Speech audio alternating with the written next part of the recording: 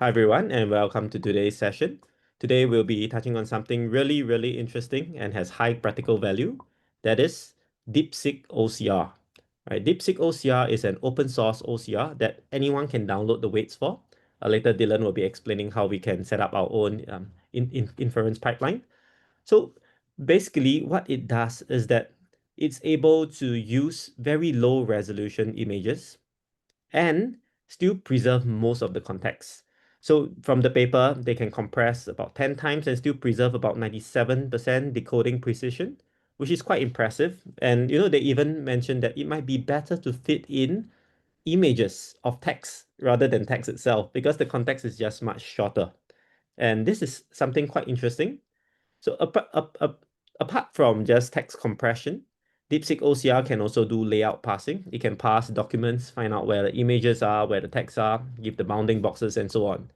So without further ado, I'll pass the time on to Dylan Chia, who has kindly implemented uh, his own version of DeepSeek OCR that you can just put in any document and it can pass it out. So without any further ado, Dylan, please.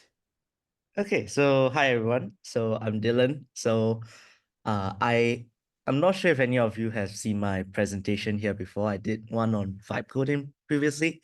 But currently I'm a AI researcher together with John as well. We're working on a few different projects. And usually I like to explore the state-in-the-art models, especially this latest one by DeepSeek is really interesting because it's actually one of the fastest OCR models that I've tried. So I have went ahead and implemented DeepSeek OCR in this Streamlit interface. I'll provide the code in a repo later as well, so that all of you can go ahead and try it on your own GPUs. But this is interface where you can select your own files and then test out your own prompts for using DeepSeek OCR. So how it works is that we can go ahead and upload and configure a file over here. Fittingly enough, I went ahead and uploaded the paper that DeepSeek has provided for DeepSeek OCR itself.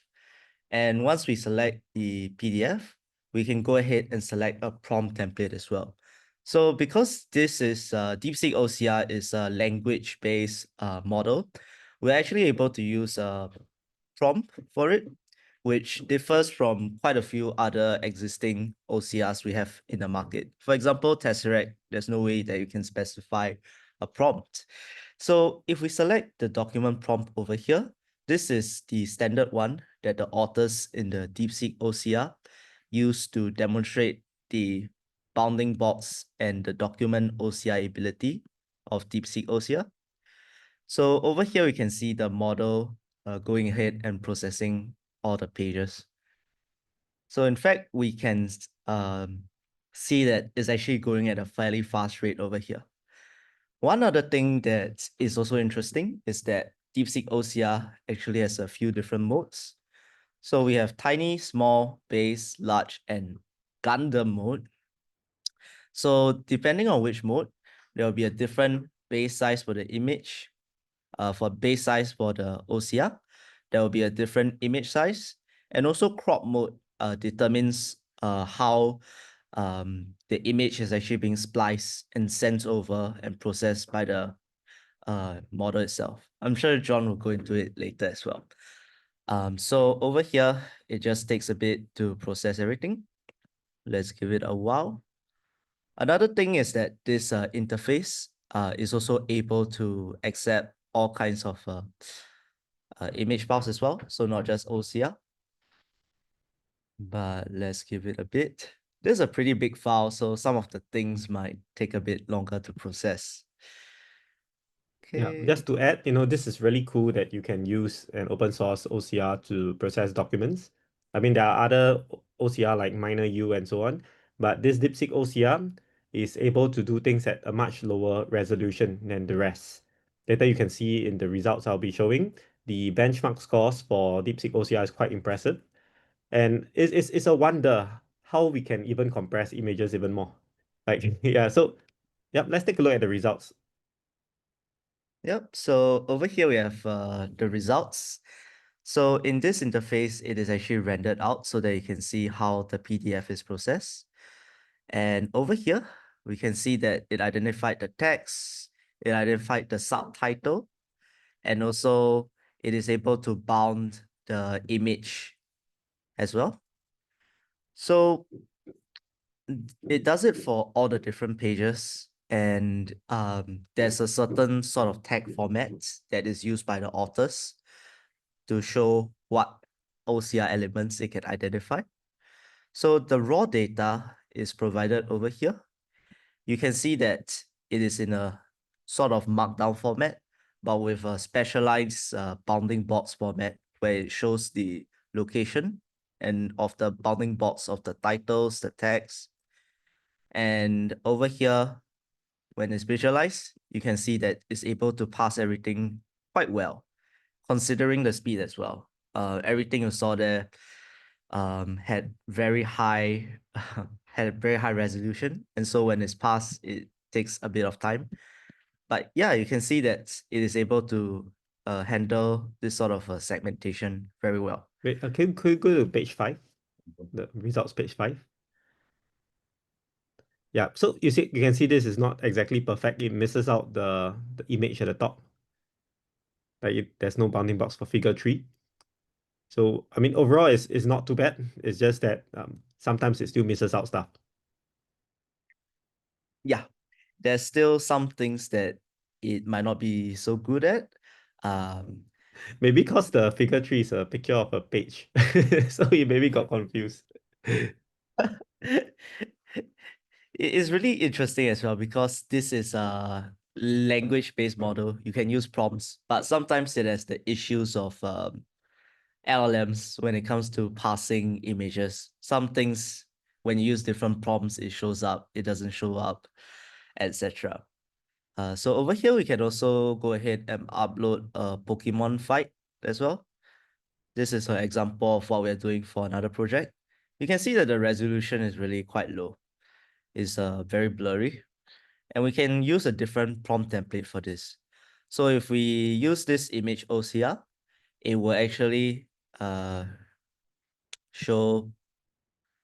Okay, so over here it just got 13, right? So this one is a failure mode. See, sometimes it cannot extract stuff, but maybe we have to use a different prompt. Like We can maybe extract out all text, right? OCR this image and extract detailed text. And then let's Yes. see Yeah. if it can pick it up. And actually, it somehow was able to pick it up this time. Yeah. So actually the prompt matters quite a bit when you want to get this thing out. But if anything, you don't really know the prompt, you can use the default one, which is like convert this document to Markdown. That's what they use for most of the prompts in the paper. Yep. So it's really interesting. You can even use text to specify the level of detail, um, which you do so with other OCR models by specifying a parameter, but this one you just tell it. So that's really awesome. Yeah, it's interesting. It took out the text, but it didn't take out the Tokowal at the top. You know, the the Yeah. first one. Yeah, it managed to extract everything else, and then it didn't take out the pictures of the Pokemon as well. So like there's a hit and miss. I'm quite sure Pokemon wasn't in their training data. Yeah. Because the training data, they use this Omni Doc Bench, which is about documents like archive papers, mathematical formulas, and code in the paper. Yeah, so it's very heavily geared towards papers, which is like the DeepSeek OCR paper. When you test it on out of distribution like this one, it's a hit and miss. So you have to go and try it to see whether it works. Agreed. Yeah. Actually, interestingly enough, where we ask it to describe an image in detail, which is actually also one of the things you can do with DeepSeek OCR, it actually shows that the player is controlling a character called Toko. So it might be able to see if you use the right prompt. In fact, it gives a pretty good description of what the image is in a natural language format. So this is also something that the authors talked about, which is one of the use of DeepSeek OCR. You can actually generate like a sort of description snippet for what you see and not just perform normal OCR. Actually, I Just wonder whether it can make the decision as well. Maybe you can ask it like, what move should the player make, and explain your rationale. You see whether it can do reasoning. Yeah, let's try it out. Yeah. Let Um, play output that. the next move the player should make. Yeah, and explain your reasoning. Oh, Oh, by the way, we haven't tested this before. This is just a curiosity, like because the OCR model is technically still a vision language model. So, it's possible that it can do this. it is possible. It's really interesting. Okay, let's see if it processes. It seems that this is taking a bit of time. Maybe Uh, asking it to process I the mean, it's still using the backend for DeepSeek 3. So oh, look at that. Okay, so it looks like the model's training data does not have reasoning, so you shouldn't ask it to do reasoning. Yeah, maybe yeah, output next move, maybe see whether you can do it. uh Okay, no, no. Yeah, I think the training data, when they train with the objective, it is purely to replicate a ground truth markdown text. So it is purely configured to that kind of purpose. So maybe we shouldn't ask it to do this kind of thing. The reason why it could work for the description earlier is because they also train it to do image to description output. So possibly that's okay. Maybe instead of doing this, we can cheat the system a bit. We can go down, you can go to the prompt again. You can say, describe this image in detail and discuss potential strategies. Yeah, maybe that might work. Yeah, because that could be part of a description of an image, okay. Let's see right? what it's out with. It does not, unfortunately. It just outputs the description of the image. Or maybe we should put like and discuss um, potential moves the player can make. Yeah, so we make it a bit more obvious. We make it like moves. Yeah.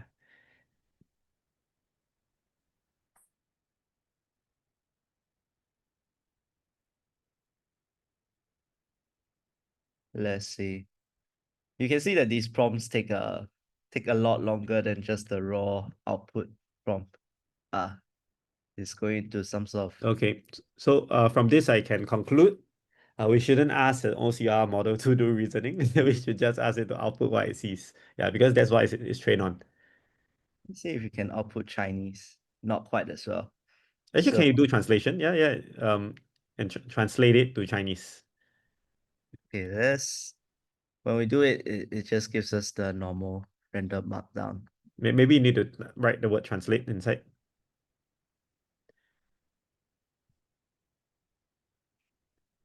Oh no. Translate to Chinese. Yeah. Translate to Chinese. And actually, yeah, Yes, it can, yeah.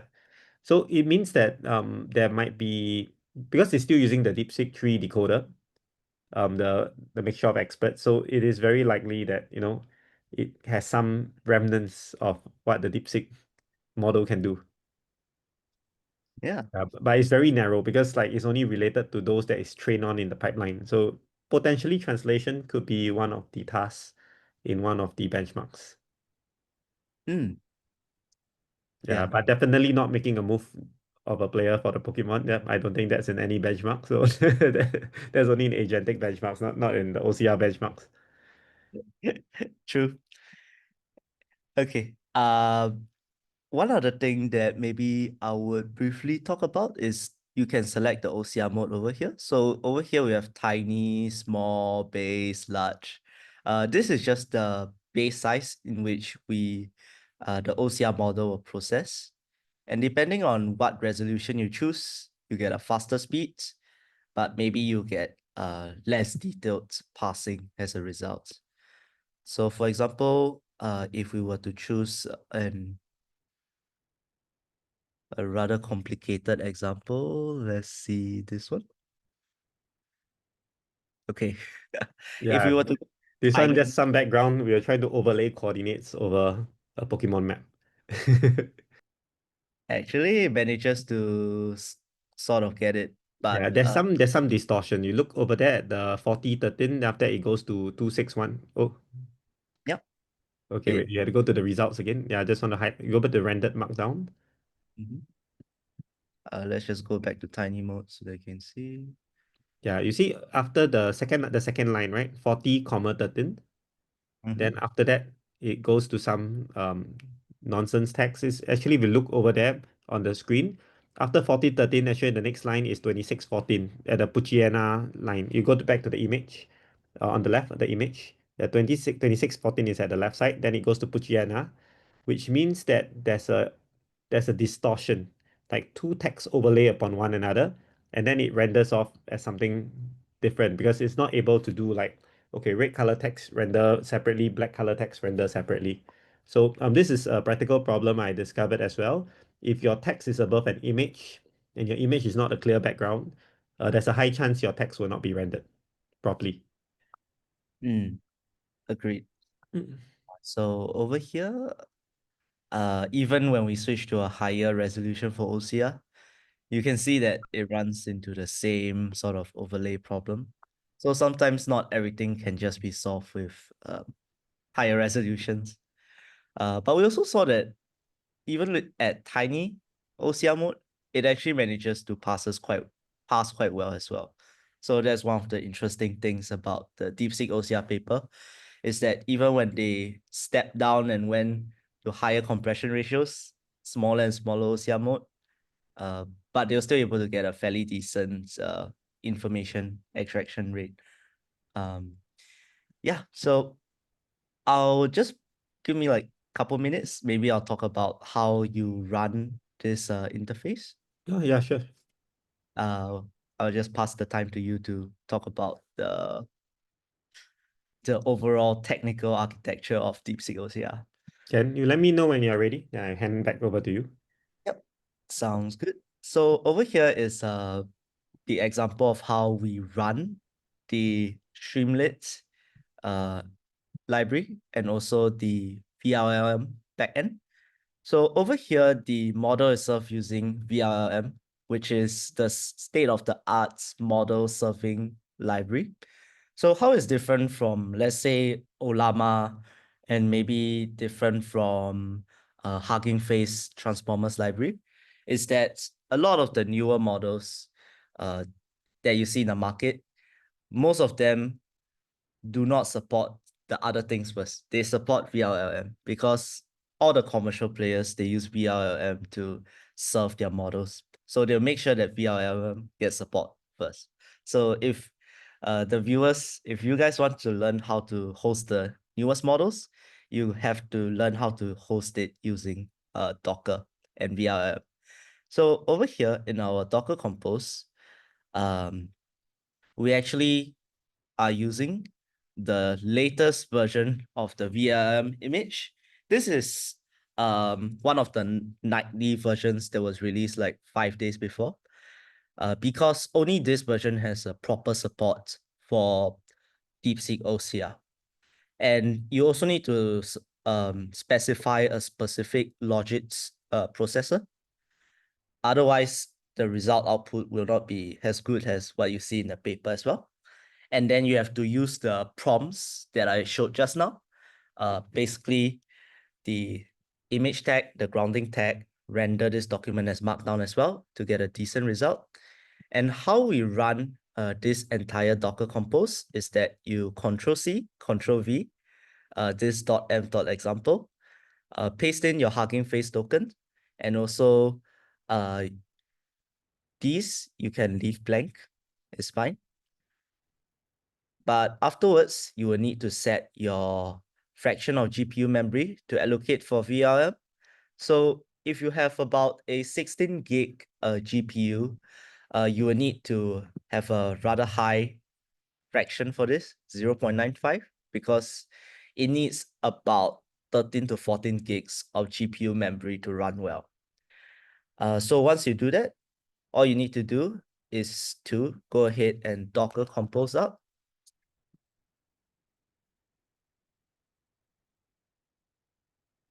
Docker Compose up. Compose is P-O-S-E. Yeah. So yeah, Docker Compose out dash build. And then once you run this command, it will build the containers and automatically run everything. So there's really very little setup required.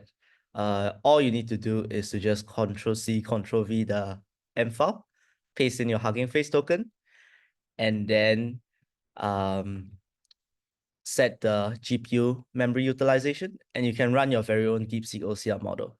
Now the bad thing is you will need quite a decent GPU to run this at home, because the model itself is actually somewhat large. It's not the smallest thing around, but it is definitely a way if you're a company that wants to do a lot of processing of your own documents locally, and you want to do it in a cheap and secure manner. I would say this is a fairly economical way to do it. Whereas before you have to use like Azure Document AI, send your document to the cloud and have it be processed offline. Not very convenient. So I would say this is quite a game changer in terms of OCR tech. I mean, But on granted, all, the performance is still not as good as Azure Doc AI, but yeah, it's like 90%. Like it can extract a lot of things already. Just in the example we saw just now with the text and image extraction from the DeepSeek OCR paper. Yeah. Actually, Dylan, do you have a rough estimate of like how much RAM do you need for this? you will need about at least 12 gigs to ideally 16 gigs of VRAM to run it well. So around 12 gigs. I haven't tested with quantization yet. You might be able to use basically quantized model, which is a compressed model to get less VRAM. But ideally, you would want at least a 4080, 4090 series. And for 50, you need at least a 5080 or 5090 series to run it well. Basically, at least 16 gigs of VRAM. Um, Nice. so, Actually, if you run the tiny model, you need less, right? This is for the Gundam model, right? You're talking about. so it actually loads the same model for all the modes. So you are going to use the same amounts. It's just the speed, as far as I know. So you can't specify like you want to load the tiny model or Gundam model here. Yeah, it just loads one DeepSeek OCR model, unfortunately. Yeah, I'm sure people will come out with variants that will be smaller in the near future. So you can just download those variants. Yeah. If Yeah. you have limited VRAM size.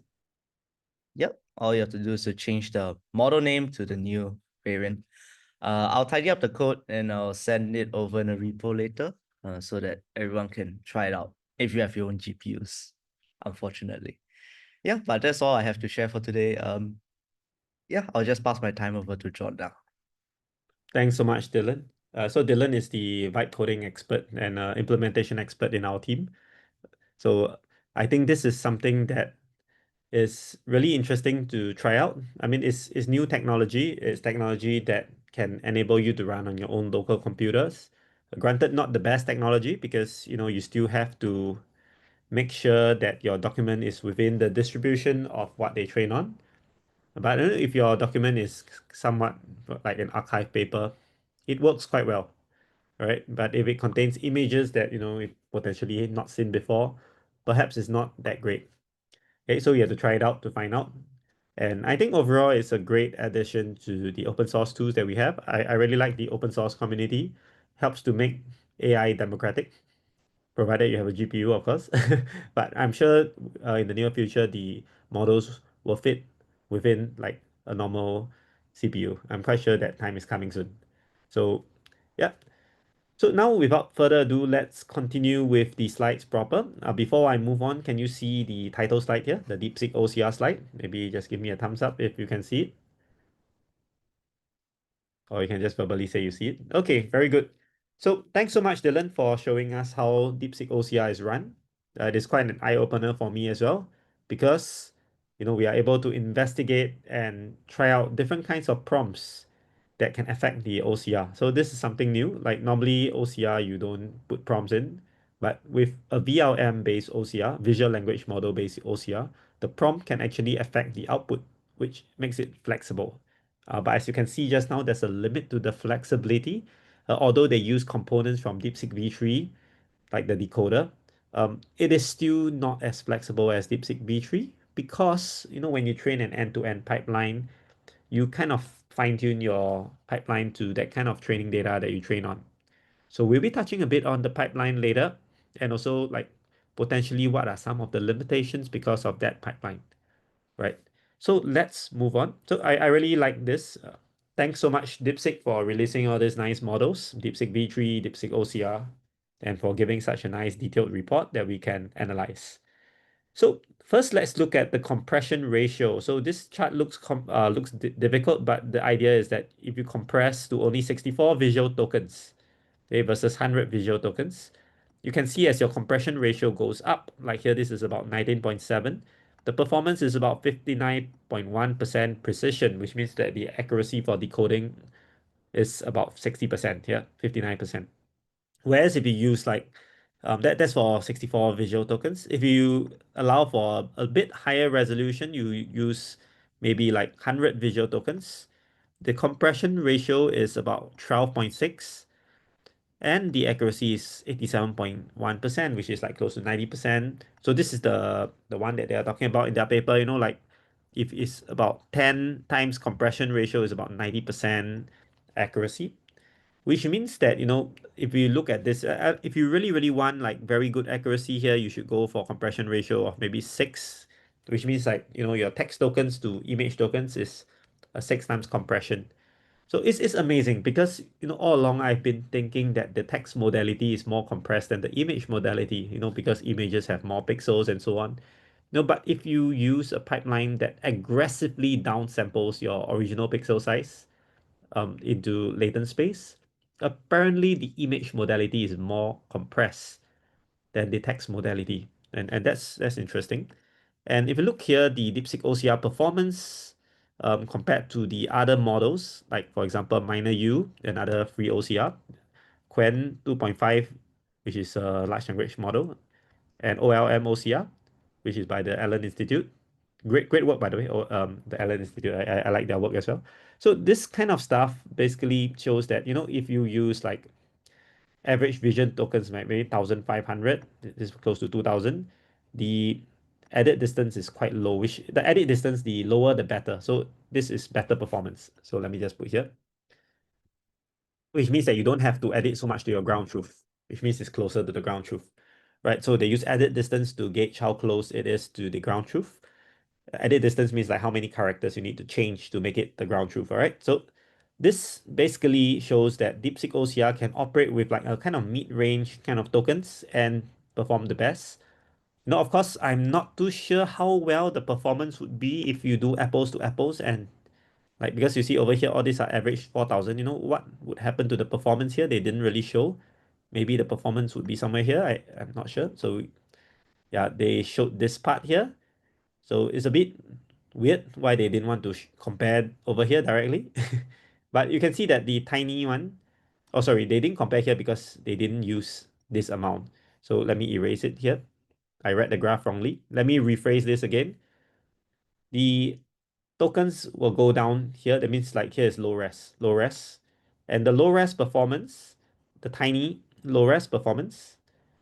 Okay, so the model itself is about the rest of the image. So at first I thought there might be a separate model for each, but according to what Dylan said when he loaded the model, all the tiny to Gundam all uses the same parameters. So it's only the input tokens that change for the tiny compared to Gundam. Right? So for tiny, you can see the performance is close to Quen 2.5 PL 7B, right? And it's like 100 average vision tokens compared to 4,000. That's like a huge compression. So if you scale up your resolution, it can even exceed like whatever they compare with over here. So it's not just compression. We're also talking about in relative performance with respect to this compression ratio. DeepSeek OCR is strictly better. Okay, at least in this benchmark. So how did they do it? How did DeepSeek OCR perform so well using so few vision tokens compared to its counterparts? And this answers the question, can we use images to compress text? And DeepSeek OCR shows you can. Maybe image can now be the new modality that you use to represent your information because it's just much more compressed than text. Amazing, right? Who would have thought that images would be able to represent more information than text? Actually, yes, you can represent more information in image compared to text because, an image speaks 1,000 words. One image can represent a lot of information, but usually it comes at a cost of a higher res, higher token rate. But here, it appears that you can use fewer tokens than encoding it in text tokens itself, which is pretty amazing. So this is what I've been talking about. The compression ratio is awesome. 10 times compression ratio, you get 97% precision. 20% is about 60% precision, right? For real world use cases, we would want something close to 100%. So maybe the compression ratio would be about 3 to 4 times only, but it's still a compression ratio, which means you use fewer tokens. Okay, and if your VLM talks about if you are using DeepSeek OCR, it means a faster processing time if you use images. And if this trend holds through other VLMs as well, it means if the image input token cost is the same as the text input token cost, you might be better off converting everything to images. Okay, this is with a caveat. I've actually tried out converting PDF to images versus using text chunks that are derived from OCR. And I found that if you use image to process and output the exact chunks again, you will get some error. So I think 97% is about right because out of the 100 over sentences I've tried, maybe 1 or 2 sentences are in error. So this really highlights if you really, really want high accuracy, you cannot use the image modality because there is compression and you can't get back the uncompressed data. But if you just want a rough gist of it, maybe analyze the document, but you don't need the exact paragraph or exact sentence, you can use images to compress your text. Oh yes, Terry, you wanted to say something? Yeah, I was about to ask, I wonder if one, like you said, but so far we are just comparing number of tokens used for these two different modalities, right?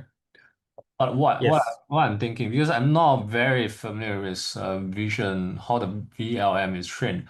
So that's why I'm thinking if one vision token is really the same as one text token. In terms of the token-wise embedding, it is the same because they should use the same embedding space. You mean something like clip? Yeah, click to if let's say the embedding space is 1534 dimensions, it applies the same for both vision and text. And the same context lens apply to both type of tokens, right? Let's say if Gemini is 1 million context window size, then it is Yes, yes. If it's a multimodal LM, the input context length is the same for all modalities. I see. Okay. So let me just give you a visual illustration. So images are like that. You slice them up into cells, into like jigsaw puzzle slices. Each of them become a token. So like this one become. So the token will be based on the way that you want to do match to an embedding table. You can basically or rather actually images they don't really have embedding table. They just pass it through some first layer, linear layer, and then it comes out with embedding. Yeah. So this is the way we do embedding for images. Like you take the pixels here, you pass it through some linear layer or something to embed it into embedding. So like maybe the embed size is like 1534 dimensions or something. So it depends on your LM. So this is the images. Your text tokens is like that IM and LM. Then you can maybe IM and LM maybe L and M. Because like maybe you don't, it depends on the way your tokenizer works. Then you can convert them to tokens. Maybe like 4, 5, 12. The L maybe is like 78, 78. 29. Then after that, after you convert them to like the IDs for your tokenizer, you can then convert them into tokens. So you have token 1, token 2, token 3, token 4, token 4. I mean, it's actually you can call it token 5 and token 6. But over here, the token 4 is the same as token 5 because they come from the same ID. So you look up an embedding table and then you get your embeddings. So typically you have an embedding table for text because you have a vocabulary size that is fixed. Vocab size is based on number of subwords. And these subwords are usually, you actually go through the entire corpus and find the subwords that are most common. That will be your vocab list. Okay, so this is text embedding. So you actually break up the text into certain parts and then you embed those parts. Because this is the simple version, sometimes your embed will depend on the earlier chunk. Yeah, but this is the way that most tokenizers do it for text tokenizer. And image tokenizer, you also have the embed size. And technically, you should convert both of them to the same. Okay, if you want to pass it through a multimodal LLM, all of this tokenizer size should be the same dimensions, because when you go through a multimodal LLM, the token origin doesn't matter. Okay, because the latent space size is the same. Okay.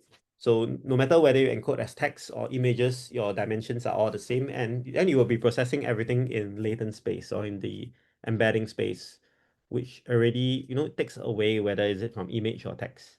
So am I correct to say for the same word, we are expecting its text token and the image token to live somewhere near in the embedding space? Yes, it will have to be for multimodal LLM. Yeah, because you can take in tokens from any origin, audio, vision, text. That is very interesting because, okay, for if you give a text, right, then your train tokenizer is able to just tokenize it according to the rule. And the rule is fixed, so basically it's a deterministic way of doing tokenization for text. But for image, it's very hard to imagine, even for the same word. But if it just appear, uh, because even there's like 1 pixel different from two images of the same content, it feels like they are going to give rise to very different vision token. You get what I mean? Yeah. That's where the training pipeline comes into play, because as you train with both image and text, as you back propagate your embedding mapping would be more or less mapped to the same kind of latent space. Yeah. So it means they are robust to this kind of noise and perturbations Yeah, you in the need to image. train a lot for images and text. Yeah. And I'm very sure the pipeline will have a text and image pair. So it's like maybe your text is like that, and then your image is like that. Then you train to output. Maybe you train to output from image to text. Like this is your input, and then your text as output. So by doing this training, you get same latent space. Hopefully, yeah. Or you can use other ways like clip to get the same latent space. Clip, which is text to image mapping using contrastive learning. And this is something that OpenAI created. It's very popular in the research space because it's open source. It's called Contrastive Language-Image Pretraining, and this is used in DeepSeek OCR to do mapping from text latent space to image latent space. Another interesting thing, I think Dylan just mentioned, we are using one model but have different modes in terms of processing at different resolution, right? Yes. At first, I thought the model is compressed, but it turns out it's the same model. So yeah. Oh, it sounds to me like you have different ways of tokenizing the same image on different resolution level, right? Yeah. The way to do that is simple. The original pixel space here, you just let's say originally it was 60 pixels by 60 pixels. You just need to change the density pixel information, I think DPI. You can change, if let's say you change this to 20 pixels, and then you change this to 20 pixels, you can see that your number of tokens would change already. Like initially, let's say you have split by 3 by 3. Once you change to 20 pixels by 20 pixels, maybe it becomes a 1 by 1, because you don't have to slice the grid so much. Okay, so you basically are doing some pre-processing on the image side. Yes, correct. Then when you slice the kind of tokens out, you slice by pixels, and then you can have fewer tokens. So the more high res the image, the more tokens you spend on your Yeah, sure. image call. Yeah. But it's interesting because for text, we are not doing something similar, right? You don't really have high res or low res text But unless you can, yeah, there's something analogous, which is maybe compression, you can summary. choose to make your model compatible with different types of tokenization that have different vocab size, you know? Possible, you can have different vocab size for compression, but there's a limit, you see, because you still have to represent all the characters you see in your text. Yeah, so even though you want to compress to something else, you still need enough characters to represent the rest of the text. Like Yeah, sure. you can't There has to compress be. you can't compress as aggressively as vision, because vision, you just change your pixels, your tokens will definitely decrease. For text, you can't change your vocab unless you make IM and LM as one subword itself. Then yes, you Yeah, can. yeah, that's exactly what I Yeah. meant. You can think of it as a low resolution thing, right? Then your vocab size will be very large, because if you need to have combinations of Yes, yes, tokens. yes, Yeah. yes. But I mean, there's a spectrum where you can, you can slide on the spectrum. You can have a very large vocab size, but you can have the token already have one token already have a lot of information, or you can do the on the other extreme side, you have one letter is one token. So I'm just thinking maybe because the trade-off, some way of doing tokenization is better for certain mode. That's why the DeepSeek OCR also have different mode, right? Their Isn't mode is it? more like compress the image, like, and also like, I believe it's also talking about how long an input token length can you give. Yeah, but the main difference is the image compression. Okay, Like, I see. Okay, I think that's all for now. I'll save the rest for later. Yeah.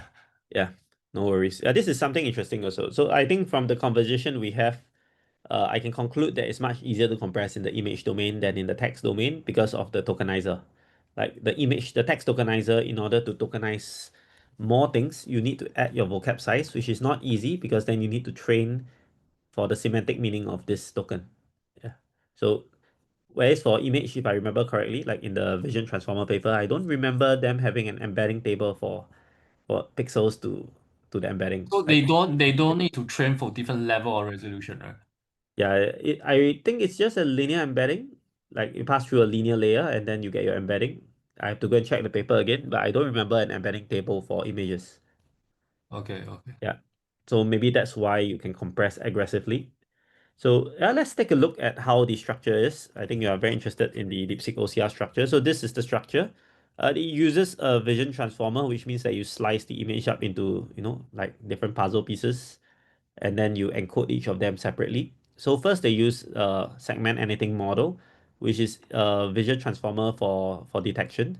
So the idea of this is basically you are just looking at the patches, but you don't want to attend, like, because usually for attention you attend everything, like each token will attend to all the tokens before. But for SEM, they use this thing called a sliding window or sliding window attention, which you only attend to neighboring nodes on neighboring inputs.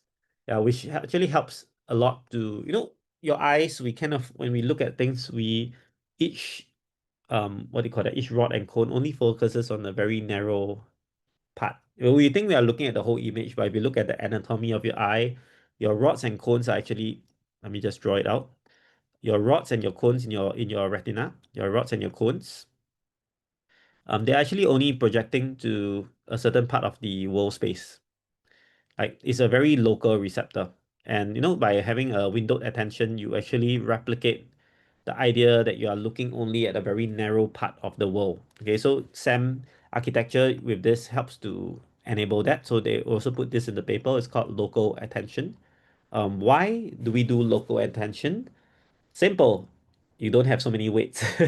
So your model can be smaller if you use local attention. And if you have some bias in the input space, that is like you don't need to attend to things so far away in spatial, in the spatial domain, you actually imbue a sort of bias such that your neighboring pixels are more like they're more taken into account. In fact, you have to, because you totally ignore everything that is not neighboring. So this is sort of a fixed bias that you introduce that helps in the visual space because most of the information you want should be only in the local domain. Okay, but of course, if you do a stack attention, eventually what you will do is like all this would be attended to in the next layer. Yep. So it's something like a convolutional neural network. You just attend on your local features eventually you will get the big picture.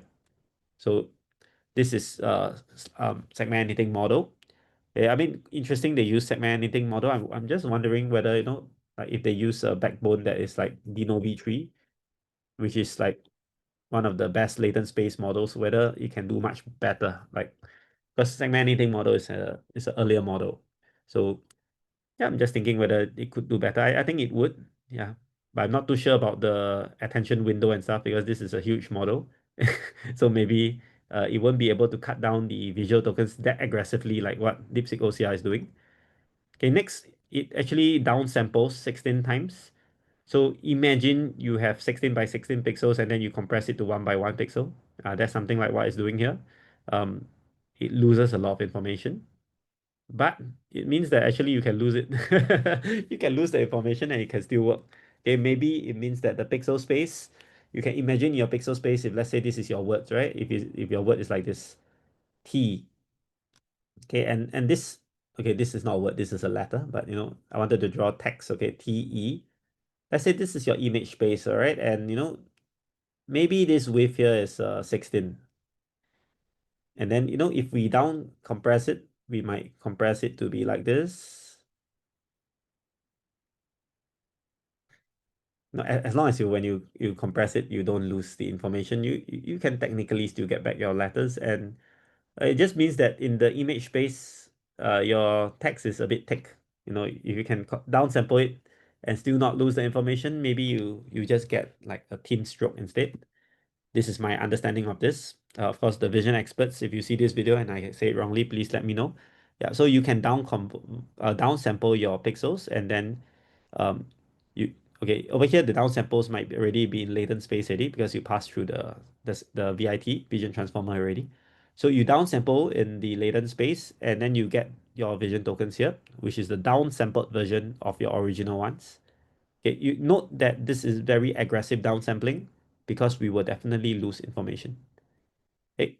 And then over here, we have a very interesting addition here. This is the clip that I talked about. This is the contrastive learning. This is the text image latent space. So like you have the image and you have a text and they map to a common latent space. Here, it is very likely that these vision tokens are in the image latent space. We imbue text understanding because this clip enables you to convert, map between the latent spaces of maybe images to text.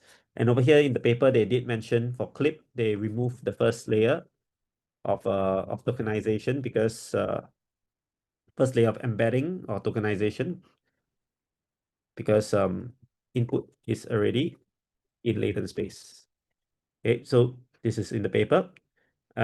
What this does, in my opinion, is that it changes it to it maps it better to the text latent space. Okay, so summary, it goes through local attention, it goes through downsampling, and it goes through textual understanding, and then it goes through your decoder, right? So let me go to the next slide to show it. So first, local focus is the SAM. Then after that, you go to compression, which is the downsampling. Then you go to map the latents to a text-based latent, which is the clip part here. All right.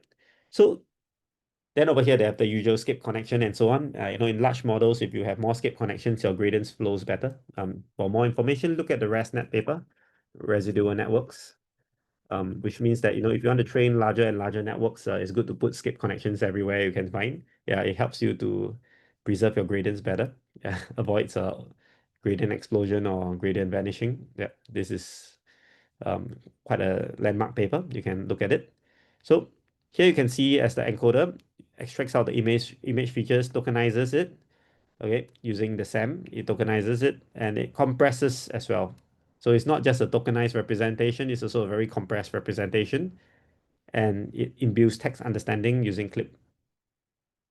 Right, let's go to the decoder. So hang on for a while. Yeah, let's go to the decoder now. And so after we do this compression and going to text-based latents, we go to the decoder. And the decoder here is using the mixture of experts from DeepSeek V3. And I look at the DeepSeek V3 architecture and I don't really see like, usually it's just a prompt, which is the like text prompt going into tokens here. and then you output a series of tokens. That's understandable. But here we have as an input in the latent space. So I have to go and look at the DeepSeek code again. I suspect that this over here goes into an intermediate layer of this decoder and directly puts the latent space into the intermediate layers. Okay, because you don't put the latent space in the same layer as your text prompt. Okay, I might be wrong, or maybe they just, because your text prompt can go into latent space as well, they might concatenate this part here with your text prompt. Yeah, that's entirely possible as well. It's probably just the first embedding layer. Yeah, possible. Yeah, it's possible you convert this text prompt into a latent space as well, and then you concatenate. So I have to go and investigate the code to find out how they did it.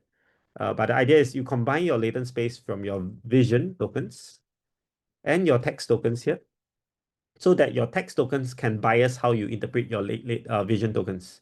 That's why we can say like, you can say stuff like you kind of use this to like convert this image to markdown. So the stuff that Dylan did earlier on, we can actually use this to prompt in this DeepSeek model to generate the tokens. And these tokens here are all text-based. Yeah. So that's more or less the kind of thing that we see in DeepSeek OCR. The first part of the pipeline is talking about how we get the tokens from the vision itself, and we imbue some text embedding space using clip. And then next, we then decode it using a prompt. Okay, so that's basically the main thing of DeepSeek OCR. I think the architecture is quite understandable. There are some things that I myself have some questions on that I'm not too sure. Like this clip here, is this clip needed? Can you learn end to end without the clip? Because clip is a different training data set. You add in this, you might actually interfere with your learning. So I'm not sure whether we can do away with clip. All right, and I'm not sure whether you need the SAM or you can just use a normal vision transformer for the input space. So these are some of the things that they did that are not typical of a vision transformer pipeline, but perhaps this is better because you kind of focus on the local areas, you kind of imbue some text understanding using clip. So I suppose these are important. Okay, so apart from that, it's quite a standard pipeline. You encode stuff into tokens. From the vision end, you encode your text prompt into tokens and then you decode it. Right? As simple as that. Then you might ask me, what's the difference between DeepSeek OCR and DeepSeek models? Right? And I can tell you the difference right now, the training data. Right? For DeepSeek V3, the data is more like mixed token prediction of your document. But for DeepSeek OCR, the pipeline is image to text. It's very, very clear. Okay, you have an image here, and then you output the text. Yeah, and the prompt here, you try to keep as constant as possible. Okay, so the training data is already very different. Just now we saw with the live demo with Dylan, is that if you prompt it to do stuff like reason the next move in a Pokemon game, it doesn't really do that because that's not in the training data. The training data is basically taking this document here and the output is the markdown format, right? So very, very different kind of training data. Sorry, Right. I mean V3, can V3 even do that in the first place? I think so. Yeah, I think B3 can do image understanding and reasoning. But V3 is not a reasoning model, right? It's the base model they use for training R1. Yeah, but the base model can reason also. It's just that maybe not as strong, but it can reason also. Like Okay. GPT 3.5 can reason as well. Yeah, I think maybe we are talking about the more recent versions of V3, which is V3.2. Let me just double check. V3.2 from DeepSeek, I think would support is the one that supports the sparse attention model. And then there's also okay, so I think the model is V3.1 technically. So V3.1 would have thinking, non-thinking mode. And also you are able to plug in, let me just double check. V3.1 Vision DeepSeek. And also you're able to have a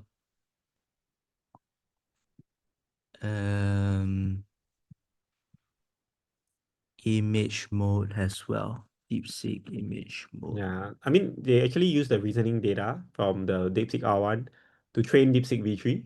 So eventually, DeepSeek V3 will have reasoning capabilities as well, Okay, just so because the the training difference data. between this version of V3 and R1 is basically they didn't apply RL, right? The RL part comes in the R1 part, like they Yeah, use so the. there's no RL for V3, but they do use some reasoning data from R1 to at least Yeah, do yeah. some supervised Yes, training. correct. The reasoning data from R1 will go into the training set for V3. Okay. Yeah. So I'm quite sure that V3 can do reasoning because of that. I mean, even without the reasoning traces, I'm quite sure a very native LM can also do reasoning because there's some reasoning data online. Yeah, even the very native forms of ChatGPT, the very first versions, also can do reasoning. Just not very good. I mean, it depends on how you define reasoning, but reasoning is not out of sample. It's not out of distribution. It's still within the distribution of text-based data online. Yeah. Okay, so enough about that. So this is the difference I want you to know. Why you cannot just interleave DeepSeek OCR and the DeepSeek like VLM itself, like V3, is because of the way it's trained. This OCR pipeline is trained to replicate the text from the document or the image, like as exactly as possible because of the benchmarks they use, like the Omni data set bench. Let me go and check what's the name of it again. Omni doc bench. And Omni doc bench is basically like a collection of PDFs and everything that you can and let me just share with you Omni doc bench. Yeah. So let me see. Where's my so Omni doc bench is this benchmark here where you can see that it takes in stuff like PDF papers and makes it into markdown, and then you need to find out whether is it a text block, figure block, table block, code block. It's actually quite comprehensive. So this is the kind of data set that DeepSeek OCR is trained on because it tries to perform very well on this. And in fact, it does quite well. If you look at the scores here, you can see that it's one of the best, like 87% compared to like, I mean, there are better versions out here, but this is not bad. Yeah. So basically, this is the kind of data set that it's trained on. And you must understand that when you use DeepSeek OCR, it works best for this kind of data set because it's trained here. Slides, papers, books, textbook. Yeah, so if you go out of distribution, then potentially it won't work. Yeah, but it works quite well for enterprise data. I mean, granted, it's not 100%. If we look over here, I mean, we don't look at the paper, we look at the third-party benchmark. 87%, quite good. It's really quite good. Like, I mean, of course, there are other stuff like Paddle OCR that does better, but for like open source models, it's really quite good. We haven't really compared with closed source models here, but this is not too bad. So just to let you understand how the data is trained, let's go back to the slides. Can you see the slides again? All good? Okay, so this is the DeepSeek OCR. The main difference compared to a traditional vision language model is that the training data is all based on image to text. Right? And what kind of data is used? So this is very important. If you want to use this for your own purposes, you need to understand what is the training data used so you know what is good to use for if you are using DeepSeek OCR yourself.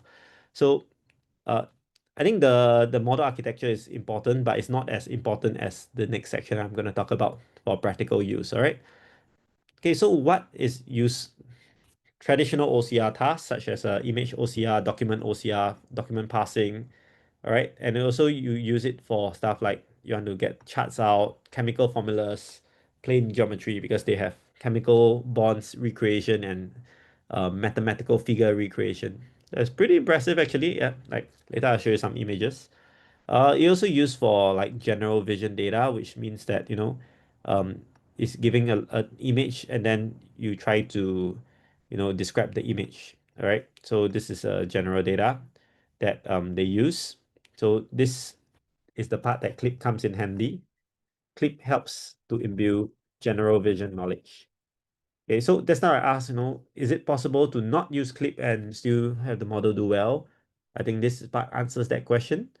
If you don't have Clip, you have to use lots of image to text data, like the image to caption kind of training data to try to let the model learn text to image latent space. Okay, but that's very training intensive. It took OpenAI a few billion image text pairs. Yeah, I can't remember the exact number, but it's a lot of image text pairs. And if you want to replicate this again, you have to have a large training cost, large extraction costs. So using Clip can help to hasten this process by using what OpenAI has already trained on, right? So this is the part that Clip helps, is the general vision to vision to text understanding, right? Then they also train on the last part, which is text-only data, which means that you take the image of a text and then convert it to text output, which is, I think, the most interesting part of DeepSeek OCR is, you can use image to compress your text input. So this is also part of the training data. So if your use case is a traditional document OCR task, some image understanding tasks, okay, I would say that this is a caveat. I don't think this is that good because it's not the main focus of the DeepSeek OCR. They focus more on the OCR part. So if you want to like have a graph and analyze the graph, it's probably okay because that's in the OCR part. But if you want to take a photo of you and a group of friends and then ask the LLM to describe the photo, I think you are better off using a VLM compared to DeepSeek OCR because this is not the main focus of DeepSeek OCR, right? So text-only data is also the same thing. This is you get lossy information. There will be info loss if you compress text to image. Use only if you don't mind.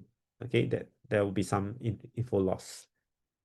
Okay, this is not just for DeepSeek OCR. Anytime you compress something to image, bear in mind that the original information of the text might be already lost because it's a different medium and you can't construct it exactly as you encode an image, as you encode from text. So these are some kind of caveats. Yeah, Yep. I have some. I do not necessarily agree on this point because if we let a human to trying to extract the text from the image, I think for uncorrupted image we can pretty much achieve 100%. So I wouldn't say the information itself is lost.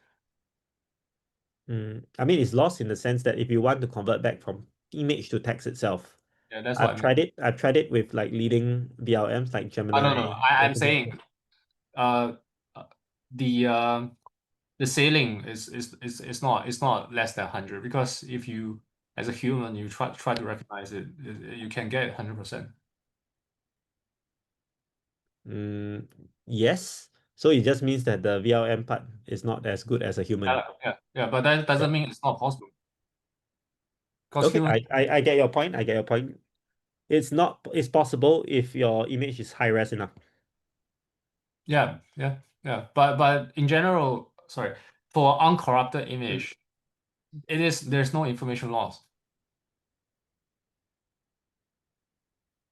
Okay, yeah, I get your point. So let me amend this. For high res image, no info loss. Yeah, I can get your point. But if you feed it into a VLM, there will be some loss if it is not exact output. Yeah. So it is still, there will still be some loss. Because if you use a VLM to process it, VLMs itself are not perfect.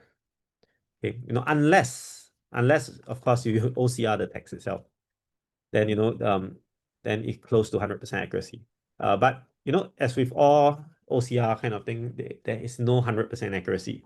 So there will still be some loss. So the moment you convert your text into image domain, I think a practical note is that you don't expect it to be 100% accurate. You can be 99% accurate, no problem. High res enough image, yes, 99% accurate, but there will be loss. And the loss is because you lose the actual text itself.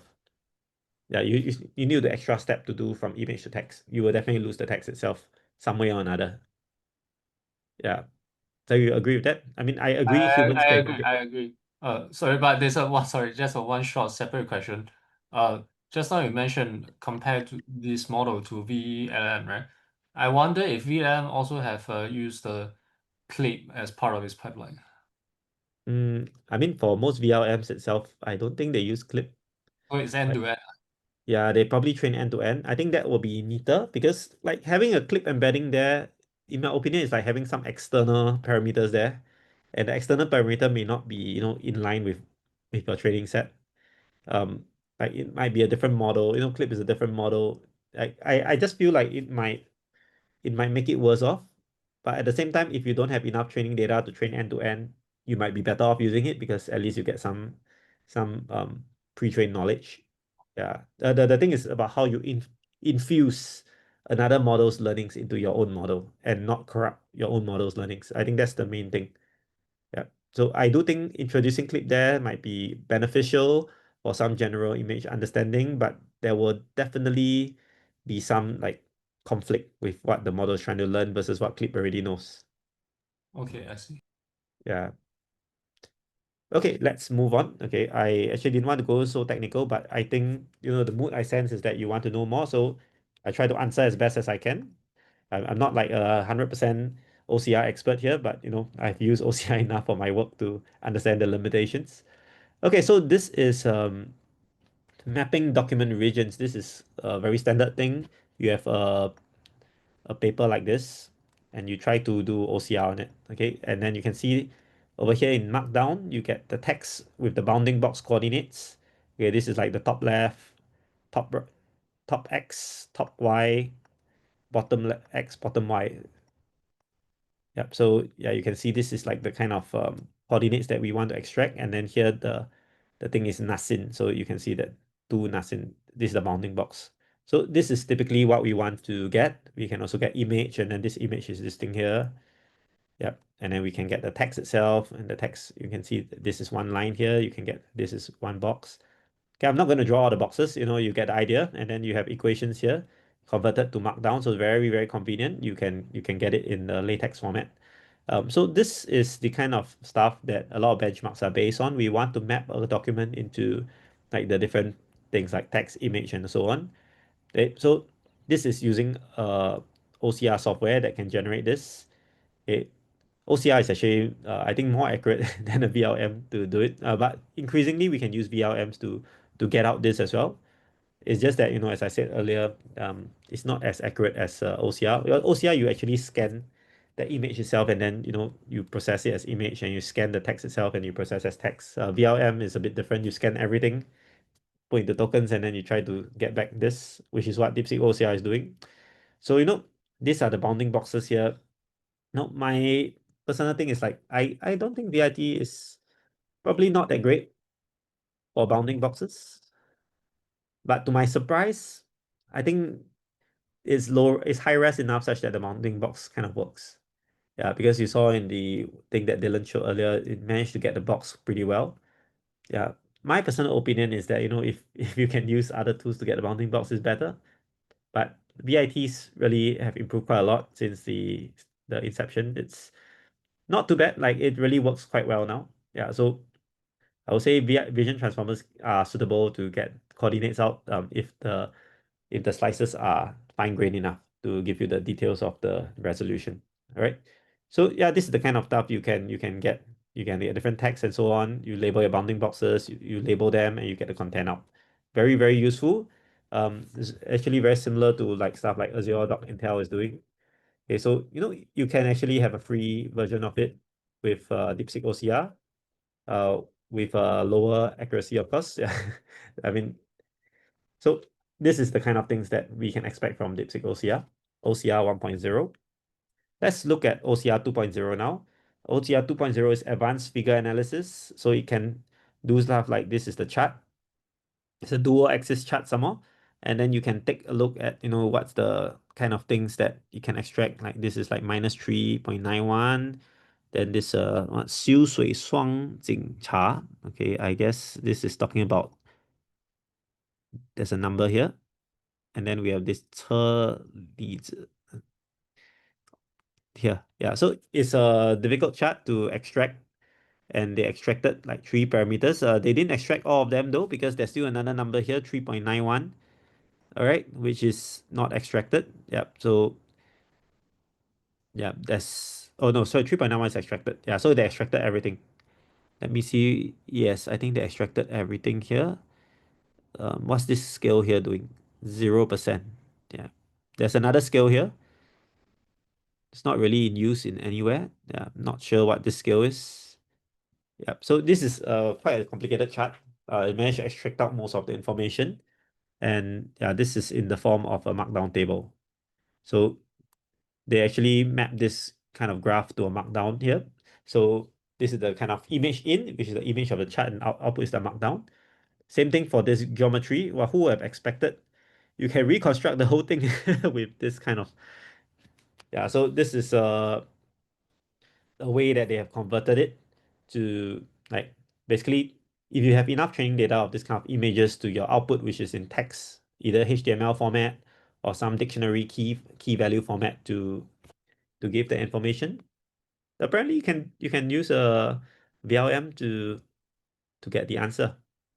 So this is something that is pretty wow. Like I think this is quite amazing, and this is much better than like using any OCR tag, because OCR will find it difficult to extract out the text and map it to the grids and so on.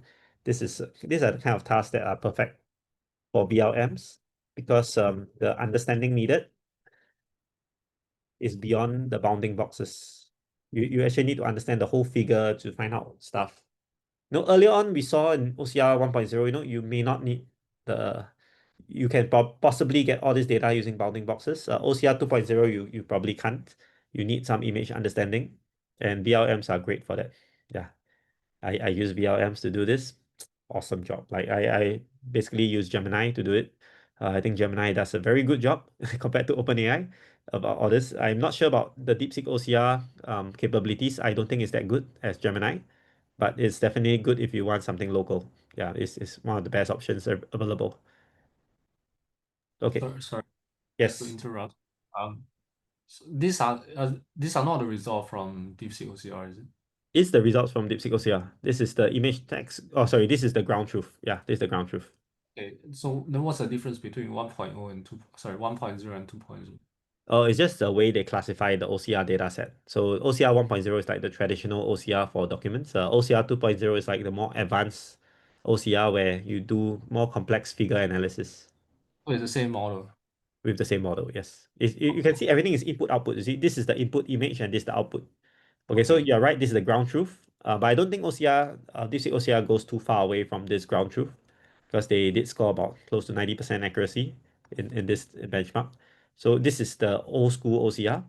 Also a very difficult problem. Traditionally done by bounding box finding, and after you find the bounding box and you interpret what the bounding box is. This is traditionally done like that. But well, who knows? You can use a VLM to do it. Yeah, so this is OCR 1.0. This is OCR 2.0. They just classify it like that based on the difficulty of getting the data. Yeah, I see. Another is I think is clarify some terminology. So because just now you discussed that DeepSeek OCR has a different model architecture compared to other VLM, right? Yeah. The architecture is that they use a sliding window attention here in the SAM. They imbue a clip over here. Because So usually if you use the vision transformer paper, you just put into tokens, and then after that you just go through some self-attention already. Yeah, you don't really need to.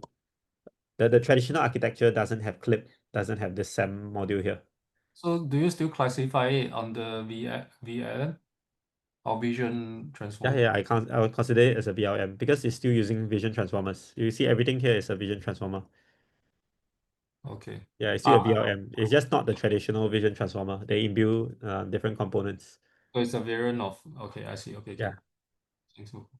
I still have my doubts about the clip, but I cannot comment much because I don't have much evidence to say whether this clip helps or harms the model. I suppose it helps, but I also think it will harm the model because you- you're trying to put something new inside the model, and it may not be the same latent space. Okay, so the general vision and text-only data is like this. You generate relevant data for tasks such as captioning, detection, and grounding. So basically, these are like image caption pairs kind of thing.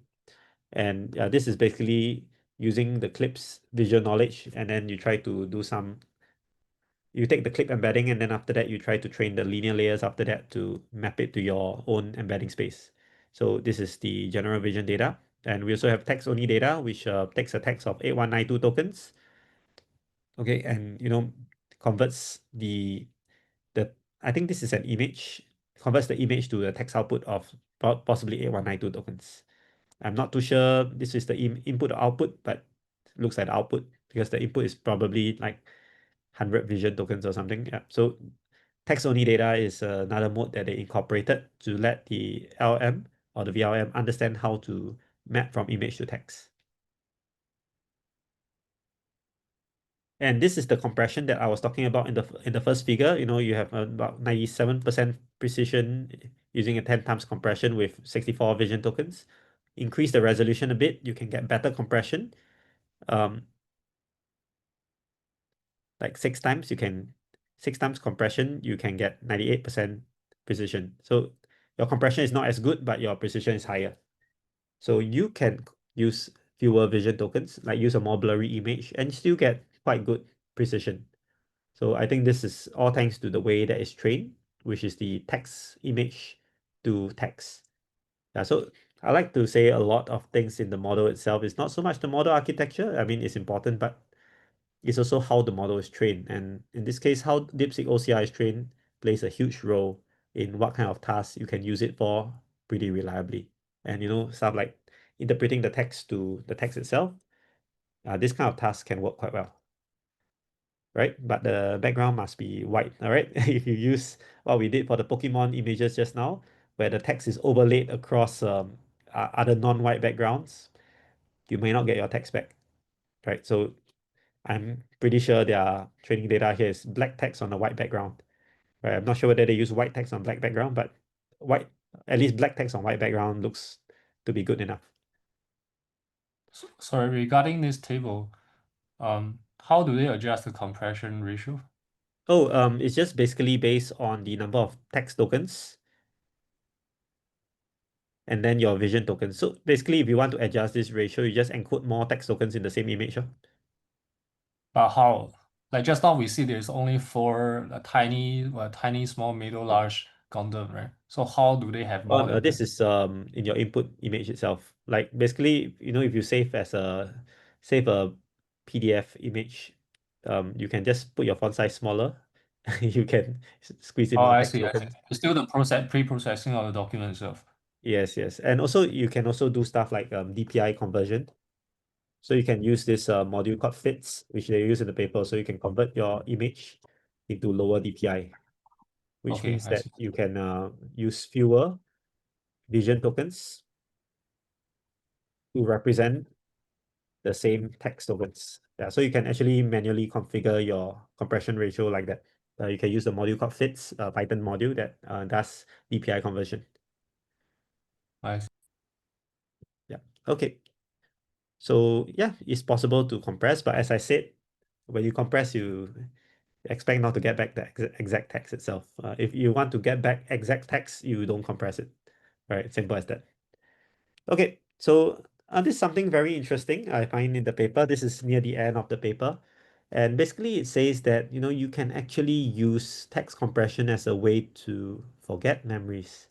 And let me just run through this. I really like this. Like this is saying that usually when people have memory, after a while, you don't recall it. You will slowly lose your memory. Of course, you don't lose it totally because you can still recall back with the right triggers. But, it's just very hard to retrieve. It's not recent at all. It doesn't get primed to be retrieved fast, all right? So next we also have vision. Like as you go from very near, you can see things very clearly, but once you go very far away, you can't really see things anymore. Like your eyesight test, the further you are, the harder it is to see, or the smaller the text, the harder it is to see. Same concept. Then we combine these two together. What if we do something like resolution of your text? If your resolution is Gundam, they really like the word Gundam, I wonder what it means because the only thing I can remember about Gundam is the Gundam Seed anime. Yeah, but Gundam means very big, I guess. Yeah, Gundam to tiny. All right, so if you use like the resolution of very high res, you get very clear understanding of your text. But if you go to very, very tiny, very low res, you don't really know the details of your text, but maybe you get a vague understanding of what it is. So they're saying that, maybe we can store our memories as images of text. And then the longer we don't use it, we just resize older images to be lower and lower resolutions. And then the text becomes blurred and eventually you forget about your memory. So no, normally if you look at stuff like Mem0 or something like generative agents paper, interactive simulacra, what they normally do for memory is that the memory has a recency score, and then like you prioritize recent memories. Here they're proposing something even more drastic. They are proposing to, after a while, you just blur the text. You just blur the image of the text. And the more you blur it, the more you forget. So I guess after a while, you just forget. Yeah. But this fails to account for something like, let's say if I recall a memory, I might actually make this part back to very clear again. So how do we do that? Maybe we imbue some bias from the way we recall, which is very true for human memory as well. Like the way that we recall stuff. If you recall an old memory with recent bias right now, you might imbue that old memory with the new bias that you have. Like, that's why for criminal cases, last time people used to interrogate and say, what do you see? What do you see? Do you see a red car? They stopped doing these techniques already. Because like if you try to suggest stuff, do you see a red car? Eventually in your memory, because of the cues of the way you recall, you might put the red car in your memory. Like there's another experiment where the researchers asked like, do you see the car smash into the sign? Versus another group, do you see the car touch the sign?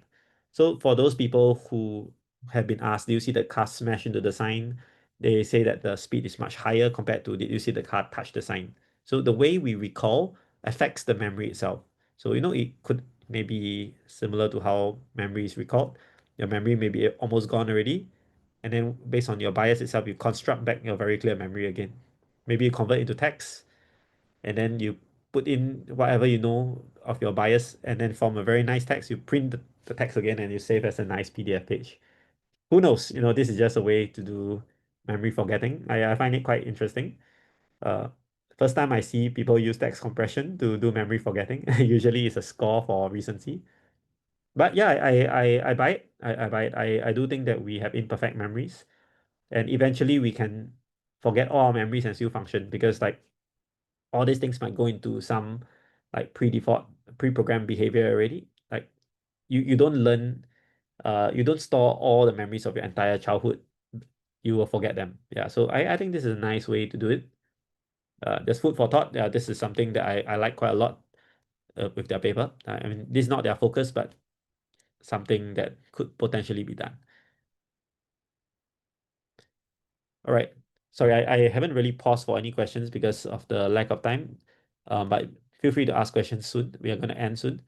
So here we have the parallel insights in this VisionRAG paper. So this is a paper quite recent in ICRR 2025 this year. Basically, they show that if we use a vision-based RAG versus text-based RAG. Vision-based RAG means like your documents, you take a picture of each page and then you do an embedding in vision space, in image space, and you use an image embedding versus text embedding. They show that actually image embedding can retrieve better than text embedding, which is wow, quite good. Yeah, I also use a similar kind of thing to do like image retrieval in my company work as well. Like I use both vision and text embeddings. Yeah, so it is clear that using vision itself can actually retrieve things better, especially if the stuff is not in the text. Like if you want to say, I want to find an orange ball. Sometimes your text doesn't have the word orange ball in it, but if you have the image embedding might be able to match you to an orange ball. So there's some stuff in the vision embedding that is captured stuff that is not in the text embedding. So again, it depends on how they structure the task, but I'm just giving you this paper because it highlights the possibilities that we can use image directly for the RAG itself, instead of using text chunks. And of course, if you use both together, I think that's the best. Right? So my experience with using this is that you use a VisionRAG. Yes, you can search over larger amounts of data because you might compress the whole thing into one page. One page of information might be one image, but you will lose out the information of your text. Okay, I've tried it out. It's not 100% text retrieval from the image. So you will still lose out stuff. So if you do a hybrid, I think that's still the best because then you will preserve both the information in your text as well as use the capabilities of what an image can do and such. Okay. Of course, I would say that, like possibly um, useful for images, but not so much images of text. Okay, because images of text is like how do I call it? You're trying to process things in the latent space that may not be as rich as compared to a text latent space. Yeah, but vision-based RAG does have potential, and with the way that we are doing the compression here in DeepSeek OCR, who knows? Maybe the next image compression, the image embedding model might be able to utilize this kind of thing to match the text in the image space, in the image latent space. I wouldn't be surprised, yeah. But right now, I would say most embedding are still trained on the text token, so yeah, safer to use the text. But if you are, I think in the near future, it might be entirely possible for vision-based RAG to outperform text-based RAG. Okay, because people just train on more of such data for the embedder. Yeah, so just food for thought. Yeah, we might be doing image-based RAG quite shortly. In fact, everything can be an image. Even in audio can be an image. Yeah, image might just be the new base data. Yeah, so I won't be too surprised if that happens, because as we discussed earlier, it's very possible to compress your image very aggressively compared to compressing your text, because you don't have to deal with the kind of embedding table. The image itself, through just a linear layer of embedding, you can just down compress a lot just by lowering your pixel resolution. Yeah, so you Sorry, wanted to say something? by using image for retrieval, you actually mean something like clip, right? No, no, no, not really clip, but you can use a embedding model that takes in images and outputs an embedding. I mean, clip is one such thing, but you also can use other stuff. Like you can use Oh, the no, Google. but no matter how you store your cloud document, your query has to be text, right? Your query is an image. So the My embedding model query is takes. also, Oh, you mean the wow, query for your yeah, VLM, right? oh, a query for RAG. Your query can always encode it as an image. Oh, so you are saying totally get rid of text Yeah, yeah, yeah, embedding. everything in the image Oh, that's retrieval space. okay. Because in my own use case, I actually find the reverse. I find if you use a good enough reasoning model to do captioning for your image and you just do retrieval in the text embedding space, I find it better compared to I use the best open clip model. Yeah, That's because clip is not that great. yeah, yeah. It's not the best. It's not great, yes. Yeah. So that's why I was also a bit wary that DeepSeek OCR uses clip. Okay, we have a comment. Brandon, you said think there has been some interesting work turning VLMs into an embedder for video and document retrieval. Yes, definitely. Yeah, in fact, people have gone through an entire video, take out keyframes, embed those keyframes, and you can use it to retrieve information in the video. So I think using image embedding is great if the core data is image. But right now we are trying to think whether if you embed your text into an image or whether you convert your text into an image of a text, whether the embedder can do well. And I don't think it can do that well at the moment, because mainly because the training data is not using images of text. But if your training data is using that in the near future, then possibly okay. I know Cohere embeddings, they do train on the images of text, because I've done Cohere embeddings before quite extensively. The Cohere embed V3, V4, Cohere embed V4. I've used it, and like I find that they can recognize text within the image. Yeah, so potentially they already train on that. Yeah, if your training pipeline has images of text as your embedder, then potentially you can use images to search. You can just omit the text layer altogether. Yeah. So again, I like to highlight everything that we are talking about. It really depends on how your model is trained. Okay, your model is only as good as the data is trained on.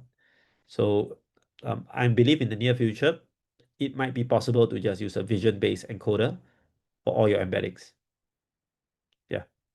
So stay tuned. I think next year we'll find out. Yeah. Because it does show like, it does seem that you can save a lot of tokens if you use image. Okay, let's move on. Okay, this is how we'll do it. I'll just run through the example results in 5 minutes. Then we go through the discussion for another 5 minutes. Okay. So just bear with me for a while. I love the discussion, by the way. Yeah, keep it up. So this is how DeepSeek OCR performs. Okay, you have a financial document like this, and then you can extract out the text, you can extract out the headers, and you can extract out the graph, the source, and so on. Yeah, actually, all this is quite similar to what like a lot of closed source OCR can do. It's just that you can get it free. Just bear in mind, it's not a perfect retrieval because you see it did not retrieve this stuff at the top, you know. So you might still miss out certain things depending on like what are the kind of stuff that you are interested in. So over here, did not retrieve all this. Yep. So not a perfect retrieval, but it's somewhat accurate, right? So after you retrieve out all this stuff,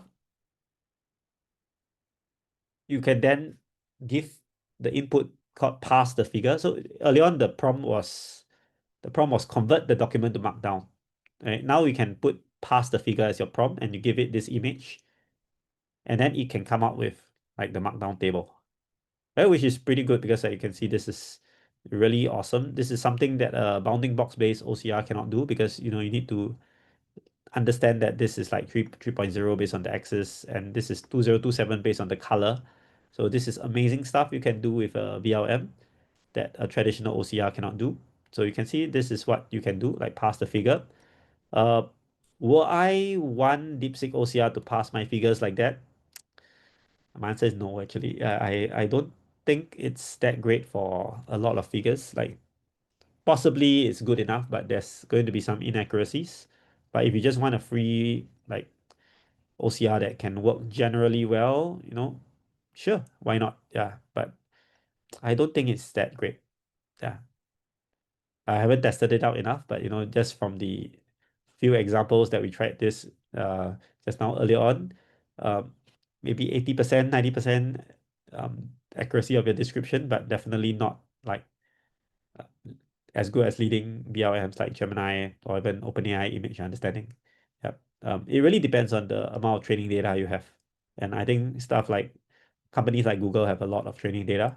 So, you can see the difference if you investigate enough. But for most general use case, I think DeepSeek OCR is good enough.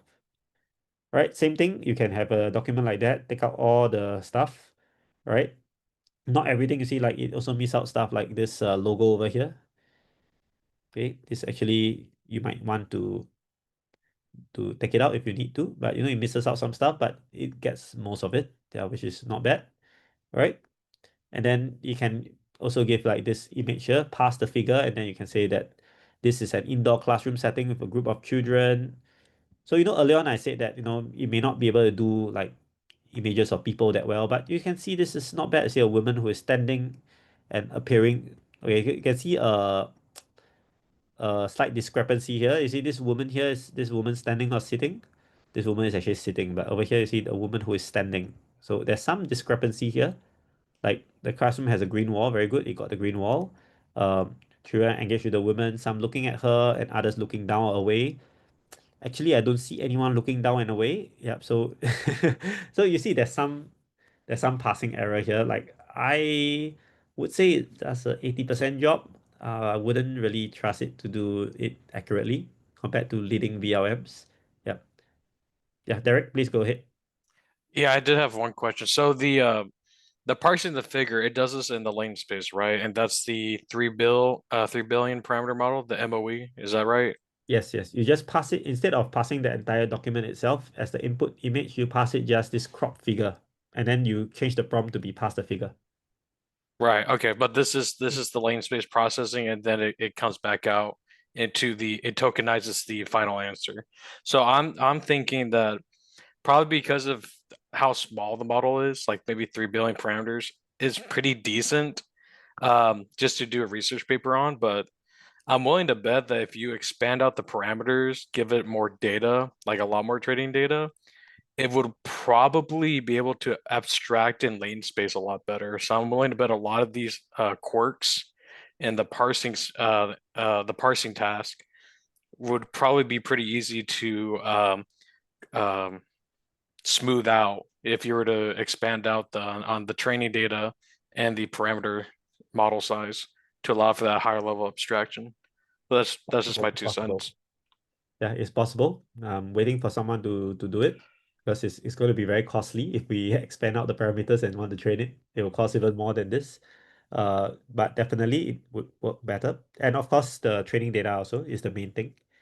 So you need to have a lot more training data. So this is something that you will see in this kind of pass the figure kind of things. The training data is like I wouldn't say it's lacking, but it's just not as diverse as what you would want in a practical system. Uh, like stuff like this, outputting the sections of tables and images, I think it does a fairly decent job. You will still miss out some figures, but I think this is decent because this is actually, if you look at the Omni document database, this is the kind of typical stuff that you can see. I'll put a link to the Omni doc thing. You can go and see what training data it is for that. Anything that's in there, I think you quite safe to say you will get a 90% accuracy using DeepSeek OCR. But anything outside of there, I'm not too sure. Like this kind of images is a hit and miss. I'm not too sure whether we want to use DeepSeek OCR for those. Yeah, but if DeepSeek OCR can give you the image, you can just take the image and put it into Gemini or OpenAI to pass it. Yeah, it's not a big problem. Yeah. So just to highlight, in case you want to use this for practical systems, I think it's best not to use the pass the figure part. There will be errors, right? So this is something really interesting. They can pass chemical figures. Like this is wow. Like I never expected VLMs to do this. Wow, it can do this. This is the generated graph. It looks exactly the same as this. And this enables you to, pass through chemical reports. And yeah, this is something really cool. And the next part is, wow, it can generate back the graph of the figure. Oh my gosh, this is like the the brain explosion moment. It's like, wow, it can generate back and can get all the D, G, F, all this, and with the lines and so on. Uh, to be honest, I wasn't expecting it to do stuff like this, but apparently it can. So I have to give it to them. Yeah. So like stuff like this mathematical figure stuff, if it's within the kind of training data they use, which it is the OCR 2.0 data, I think you can use it for this purposes. It's quite nice. Yeah. It's quite nice you can do this. All right, then you can also use it to do stuff like typical YOLO. YOLO is the you only loop once. YOLO bounding box detection. You can do this as well. Identify all the objects and output them in bounding boxes. You see, you can do stuff like this is a person, this is a person, but you kind of there's a kite here. Yeah. So it's not too bad. It doesn't do very well for the low res stuff like here. Maybe there's a goalpost. There's some people here. It might miss out certain things, but in general, it classifies them pretty well. So who needs a YOLO model when you have this? Actually, I'm just joking. You should probably still use the YOLO for the bounding box because it's more accurate. But this is quite impressive. Like locate the teacher. You can get the bounding box of the teacher. Locate 11 minus 2 equals, and it locates this. So well done. Yeah, it's like a plug and play YOLO. Although I would still use the YOLO if you want more accuracy, because as with all things, the training data matters. YOLO is trained purely on bounding box recognition. This is trained on a huge diverse set of stuff. It may not be as good, and the only thing that maps this to the kind of category is probably the clip embedding. So you're relying on the clip embedding here to do this. Yeah. So yeah, I think it's decent. I wouldn't say it's bad. It's decent. But I would use a more specialized tool to do bounding box if I want to do bounding box. All right, so this is my practical experience using OCR, DeepSeek OCR. It's good if the text is well structured in neat lines. If the text overlays one another or it's some weird background, it's a high chance it can't get it out, especially if the text is within images. Yeah. Initially, I have one more bullet point saying that I couldn't get the layout parser to work, but Dylan managed to get it to work today, so I took out that point. Yeah. So DeepSeek OCR, not too bad. Sometimes if you ask it to describe the figure, it might describe it a little wrongly, but in general, it's quite good. Okay, kudos to free open source stuff. Well done. Overall takeaway, a model is only as good as its training data. So very, very important. Go and look at the DeepSeek OCR training data. Make sure it aligns well with your use case before you use it. If not, you're going to get quite poor performance because it's out of distribution. Right? A model is only as good as the architecture that enables it to preserve information. So this is saying that Vision Transformer is not that great at exact position. Yeah. So but it's able to get the rough bounding boxes. If you really, really want an exact bounding box, OCR software might still be better for exact bounding boxes. Okay, but it does a decent enough job. And so overall, the takeaway is if you have different things you want to do, maybe DeepSeek OCR can be the right one for you, but you should use the right model, train on the right data for the right task. Okay, I don't think there's one size fit all model. You still have to make sure that the training data is aligned well with your use case data. Okay, with that, I more or less come to the conclusion and discussion session. But before we go to the conclusion and discussion, anything you want to point out? Earlier few slides, you want to mention something? Please go ahead. Maybe 1 minute now. I want to go back to the chemical structure, molecular structure slide. Yes. So you are saying they can reproduce 100% accuracy of. I didn't say 100% accuracy. I just say they can reproduce it. How? I understand for the geometry one, I understand you just need the coordinates of the vertices, but here, how do they reconstruct it? They use some code, I think, to generate this. Yeah, or some. I believe in the chemistry world, there's a sort of a data format that represents this. I have to go and look more into it if you are interested. But So it's definitely not okay. Okay, maybe it's something similar to the geometry. Just need some yeah. critical coordinates or Yeah, it's probably some key value things like we saw earlier. Like you see over here, to get the coordinate, you can see that this is a line and this is so on. So for the chemical part, it might be like this is your molecule at this position, and then draw a line at this position. You might have some form of this is called the domain specific language. You might have some form of, or in this case, it's a schema. You might have some schema to represent it, and then you can use some software to generate it again.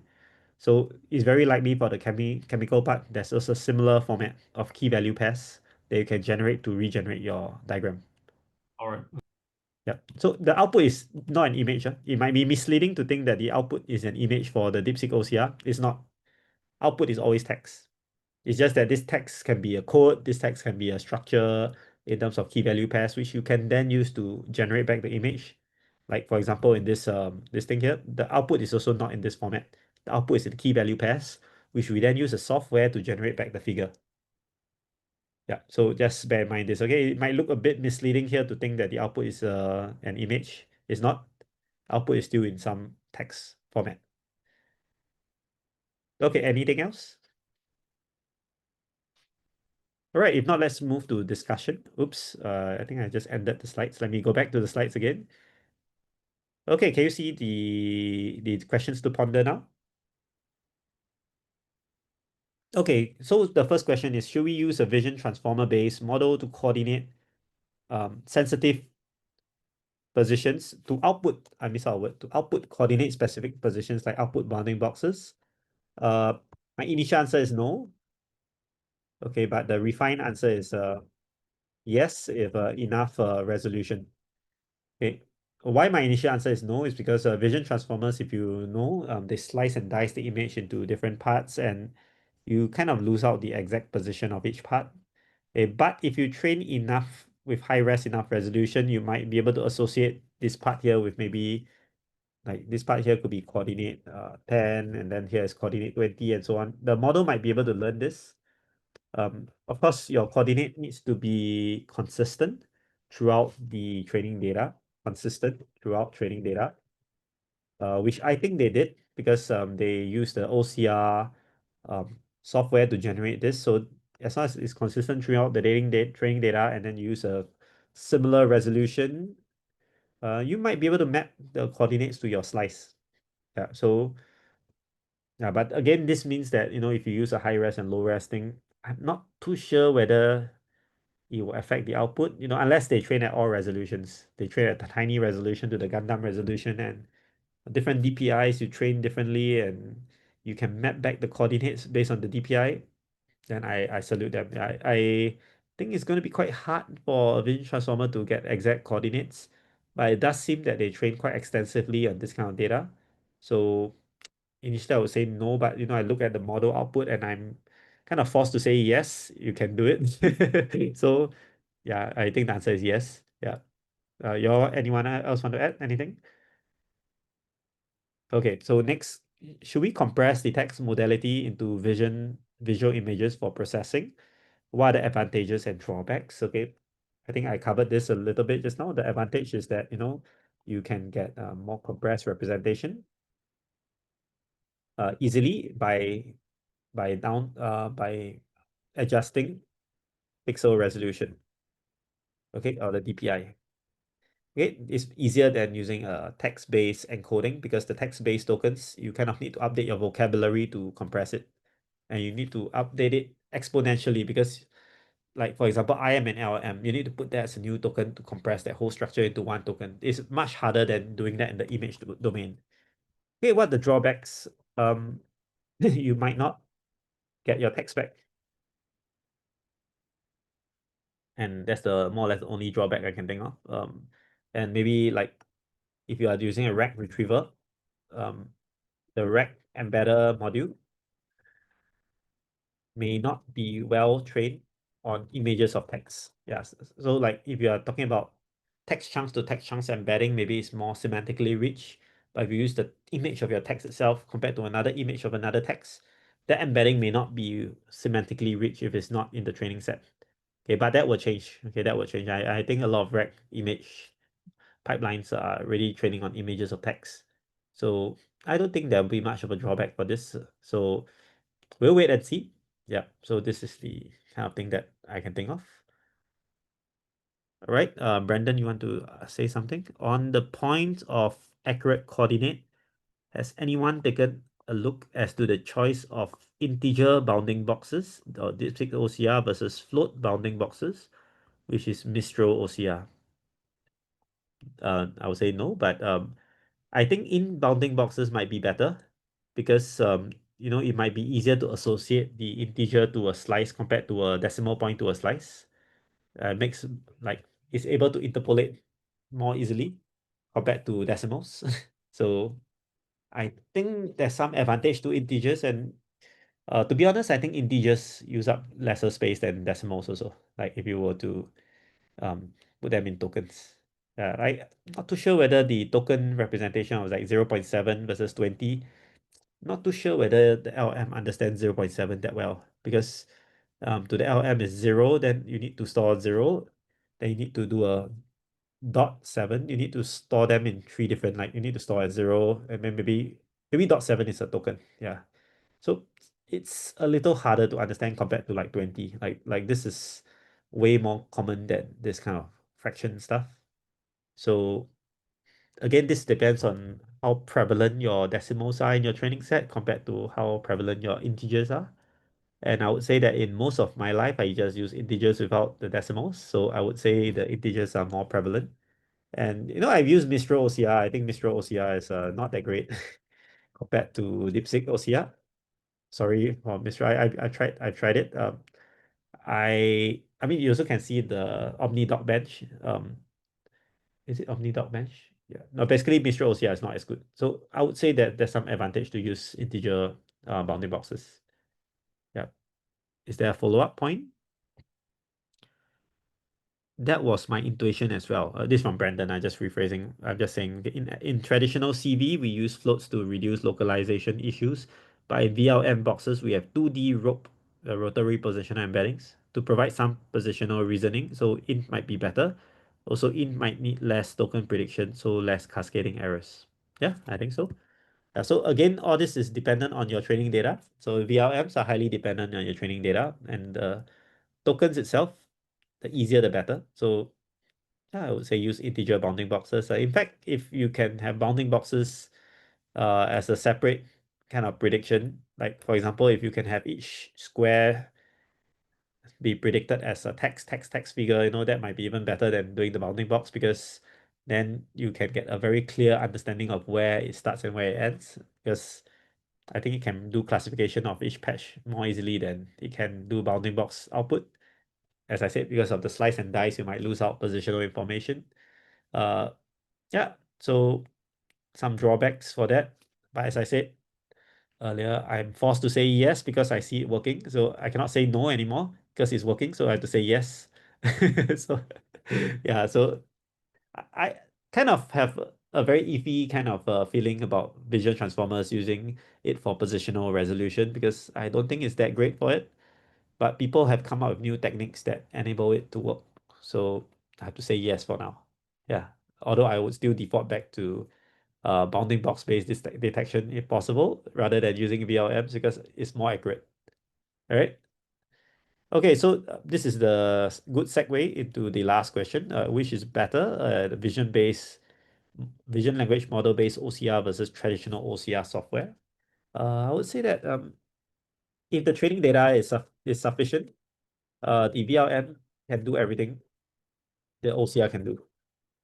Okay, but what the OCR can do is very reliable extraction of bounding boxes plus interpretation. Because when you interpret with OCR software, this is my understanding of it, it will just crop out the bounding box and then after that interpret it later. So when you do your interpretation, you only look at that particular bounding box. It might be more accurate than like trying to look at the whole image and getting out all the information, because in the traditional OCR, you just need to know the things in a local area. So it's very specialized, very targeted, and actually very, very accurate compared to using a VLM to process a document. So I've tried before. I asked a VLM to convert the document to Markdown on like Gemini, OpenAI VLMs, and I find that all of them have errors reproducing the exact words, right? So if you use an OCR software, you get the exact words. So enough said, OCR is still better at extracting the text for traditional format than a VLM. VLM is a general purpose, understanding everything kind of thing. It's not built to hard-coded, like not really hard-coded. It's not built to precision understanding of like very, very fixed parts of text that OCR can do. So I would say good for different things. But if you are trying to understand a very complex graph or chemical figure, you can't really use OCR to do that. Like for example, this figure here. Like you want to understand this figure here, you can't exactly use an OCR to do it. The traditional OCR, very hard to do it. You need to understand the legends and everything. So that's difficult. But if you are doing this kind of OCR 1.0, you want to know which is the text, which the image. I think OCR software does it very well. Yep. So these are the kind of things that I still think OCR has its place. The traditional OCR software has its place, because the VLM cannot guarantee you that it will follow the exact text. In fact, if you use DeepSeek OCR, you might find that the VLM-based OCR might give you text that is not even in the document. Okay, that's a very dangerous thing to have if you are looking for accuracy and reliability. That's very dangerous. Like Dylan and I have tried. We put in the Pokemon data and outcomes, they repeat the same sentence like 100 times. I'm not sure why there's this edge case that it keeps repeating the same line again and again. But imagine if you use that for your downstream task, you might think that same line appears 100 times, and that's dangerous. But if you use traditional OCR software, you can be assured that that won't happen. Okay, because they will only interpret the stuff within that bounding box they extracts. Yep. So I mean that's at least my take on this. I still think OCR is better for reliability use cases, reliability based use cases. But a VLM-based OCR will give you access to things that traditional software cannot do, like interpreting advanced figures. So I think there's a use case for both. Yeah, and DeepSeek OCR, not too bad actually. But I wouldn't say it's the best for image parsing. It's passable, like 80% accuracy, but definitely not one of the top tier ones that you can get right now. Okay, so that's more or less for today. Wow, we spent about 2 hours. Any last questions or last points of discussion before we conclude? I have two. Yes, go ahead, Tariq. First, if you said for RAG, image-based retrieval is still not as good at the moment, how come just now a paper you refer to showed image is better? Oh, yeah, I think their documents is multimodal, like it contains pictures also. Okay. Yeah. And also just to clarify, I think the advantage of image-based, which is less token, is actually not that relevant for RAG case, because for every chunk you just map them into the same embedding vector of the Oh, same. it's relevant, it's relevant. Let me explain why. Imagine you can rack the entire page as one chunk. I can also just put the text from the same page into one chunk. It's the A same bit thing. different. The embedding space for text is very convoluted. If you put the whole page as one chunk, you will lose out a lot of embeddings for each paragraph. But How is it not the case for image? Because there's the same text with the same. yeah, but for image, you can, I think the image modality represents the spatial part quite well. So like if you have an orange bar on the top left, red bar on the top right, yellow bar bottom left, green bar on bottom right, you say yellow bar, you can still get the same image. You say red bar, you can get the same image. So you are not exactly storing the one page as one vector, right? You are still segmentize them into different parts, then store them separately. No, you store the whole page as one embedding vector. Okay. Just that your image-based embedding vector can split out the spatial components better. Oh, Than really?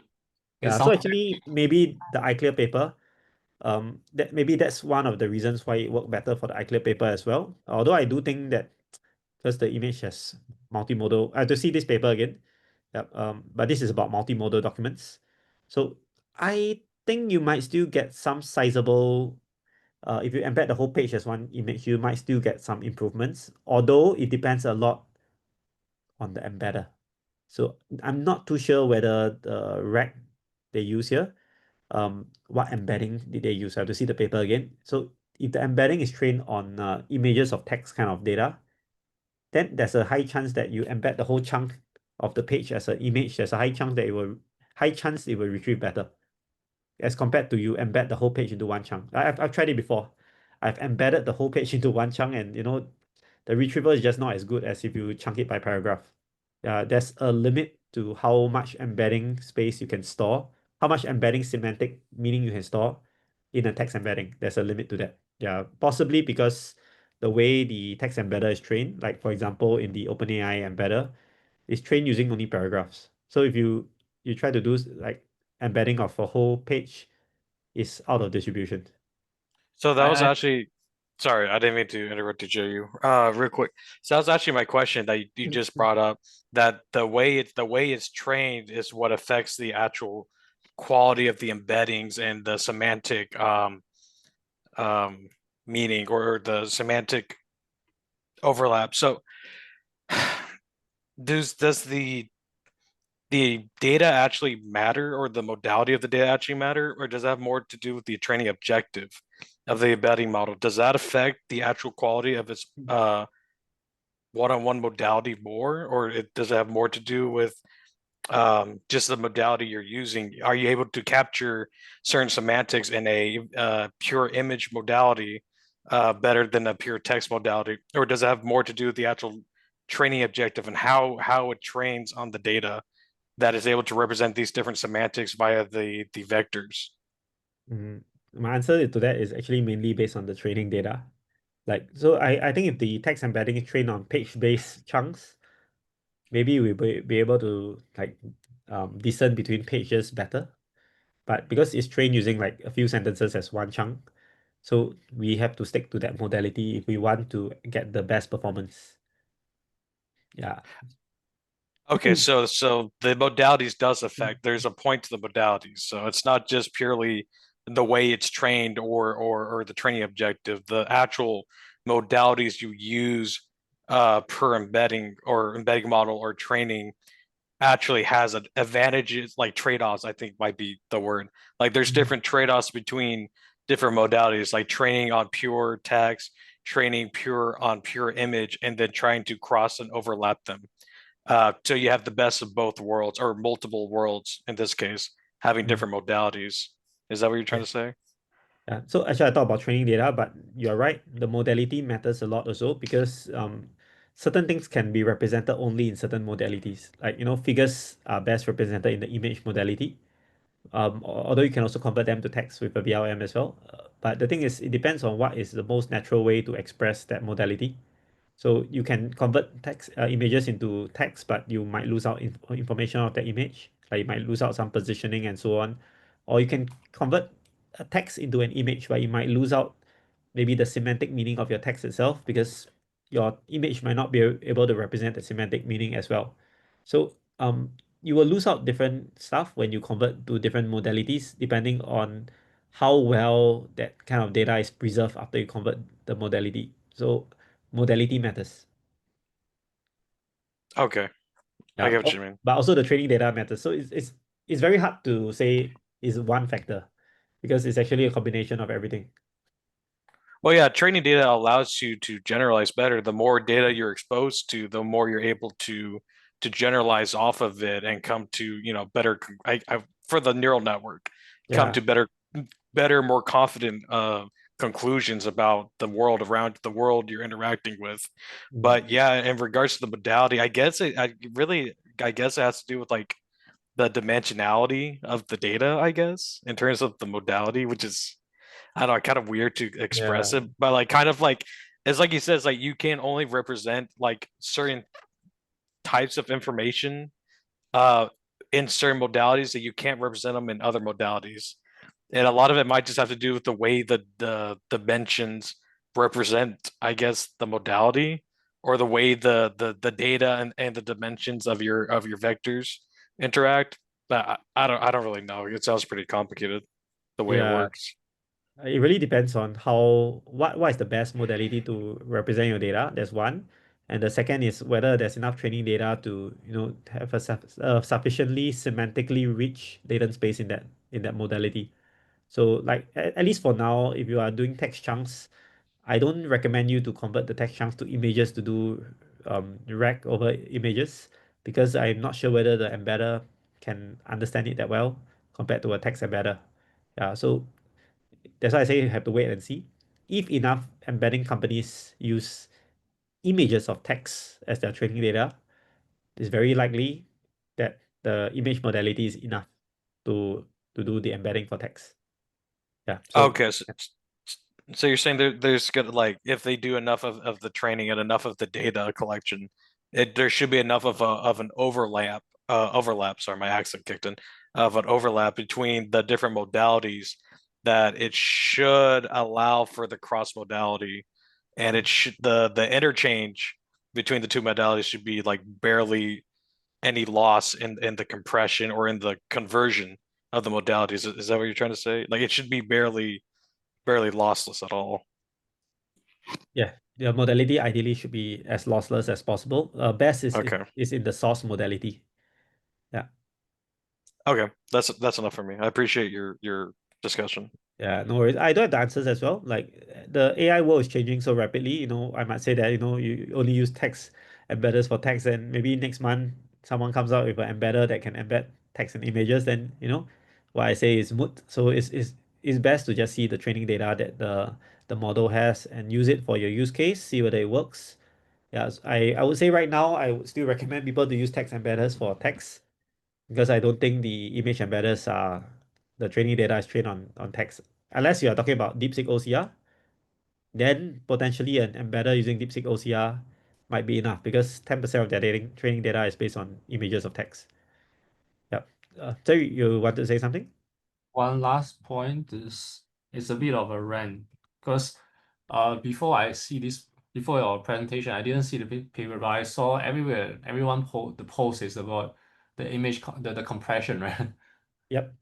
So I thought the main focus of this paper will be on the compression, and that's why I expect at least some analysis on that. But turns out it's like a pure empirical paper. Doesn't even touch on any, like, because usually when you have a paper talking about Oh, compression. the analysis is here. This one, this the No, analysis.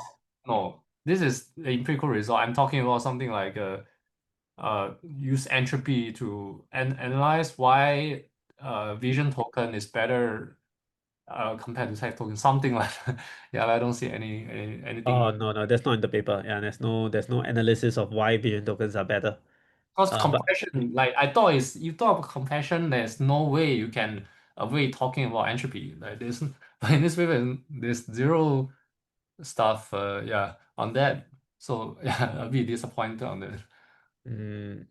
I mean, it just depends on like how many tokens you need to represent the semantic space. And I would say that in this case, the vision tokens itself might be low because of the way they aggressively downsample your image. And it just shows that maybe the text token space, there's just too much redundancy. Like compared to the vision space, you can strip away all that redundancy and still represent the same information. Yeah, I think this is research that is quite new because I don't think anyone has thought of using image to represent text, but DeepSeek OCR shows that it's possible. So I'm sure people will follow up I on this. hope there will be more follow-up work Yeah. on more rigorous study on that. Yeah. Yeah, in fact, it would be interesting if you can, do a image only LLM or VLM, where all your prompts are all in images, and the output is in text. Then you prompt in image again. Yeah, that would be quite interesting to see whether you can truly take the savings you have for this vision tokens and just put it directly into a chatbot. Yeah, that would be interesting to see. Yeah, that's all I have to say. Yep. I think it's possible actually. I've actually used an image of a document before and asked questions on that document, and it gives surprisingly good answers. It's just not able to give me exactly word for word every sentence in that page, which was disappointing because my company's use case requires it. So I've done some work on empirical analysis of such stuff, and I'm quite confident to say that the image modality does not preserve the text fully. Yeah, for now. Yeah. So I think you will still have some lossy thing if you put images as your prompt. However, if the use case does not depend on exact wording of your original prompt, then I think you're in a good space. Like if it's just a chatbot, you may say like I am happy, you change it to I am elated. I think that's perfectly fine because the user would know the meaning anyway. Then that's fine. But if you are talking about retrieve the exact citations and so on, then you cannot use it for that case. Yep. Actually, I might have come up with some hypotheses because you see, with the highest precision here, you still have achieved more than 6 times compression, right? So if you just extrapolate this curve, if you have like near perfect precision, but I guess you can still have quite a significant amount of compression with vision token. I suspect that might be due to the way you with a vision token you segmentize the image. In a way, you find like somehow you find a more optimal way of tokenize your text. You get what I mean? Yeah. Because the way you split your images into patches, somehow the patches itself is like a better, more efficient way to tokenize the text. Yeah, it might be. It might be because actually, as I said just now, the text tokens have a high degree of redundancy because the language itself has a high degree of redundancy. Like you can say, I am elated. Actually, the main thing you need to know is like I and elated. M is just like a by the way kind of thing. Once you represent things as images, you might be able to compress it down even more. Yeah. So the Well, bad pairwise is not very, it's not basic, not optimal, definitely not optimal. Yeah, interesting. I mean, like you think about it, how do we store our language understanding in our brains? I mean, assuming the brain is the processing unit. I mean, it could be others, but how do we store our language understanding somewhere? The thing is, it might just purely be some form of latent space, like, and the latent space may not be a language space. It might just be a latent space of understanding that corresponds to images, text, audio, and so on. And when we want to talk back to people, we just map it back to language. So it is very likely that we don't store things as language in our heads. Yeah, but the meaning behind it. Yeah. Well, the reason I think with this paper, the reason you're getting so much efficiency out of the image modality specifically is that really with images in general, imagery is a lot like symbology. Basically, it's relational representation pretty much for the most part, right?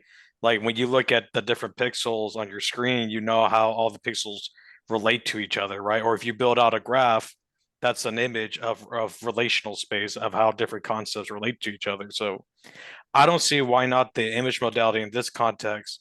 When you're able to convert all your text to images, you're able to conserve a lot of the useful information and chop off a lot of the redundant information, like you said, right? You have a lot of bloat in language because it's a very linear, like, stream of sequential information. So you're saying a lot of things over and over again, like you said. So you cut out a lot of bloat kind of by representing it in a more efficient kind of data paradigm, I guess, or of information representation. Definitely. It'll be interesting to see follow-up papers on this. But for now, I think it's safe to say that we can compress our text data even more. We just need to find out how. And there's also a very safe assumption to make that a lot of things in language are redundant. Yeah, so I think these are key reasons why we can compress and with image and still get back most of the data. Yeah, it might be image is just a better way to do our like kind of processing on, because it's more generic, more like it can contain a lot of things like pictures, text, and so on, all in the same space. So it is even more high dimensional than text embeddings. So yeah, that could be a case. Yeah, I have no answer to that. So yeah, that's a last call. Any other thing? If not, I would like to end the session today. Okay, just a quick summary. So DeepSeek OCR is a very, very useful OCR that is open source and you can feel free to use it. I will upload Dylan's repo link so you can all download onto your GPU.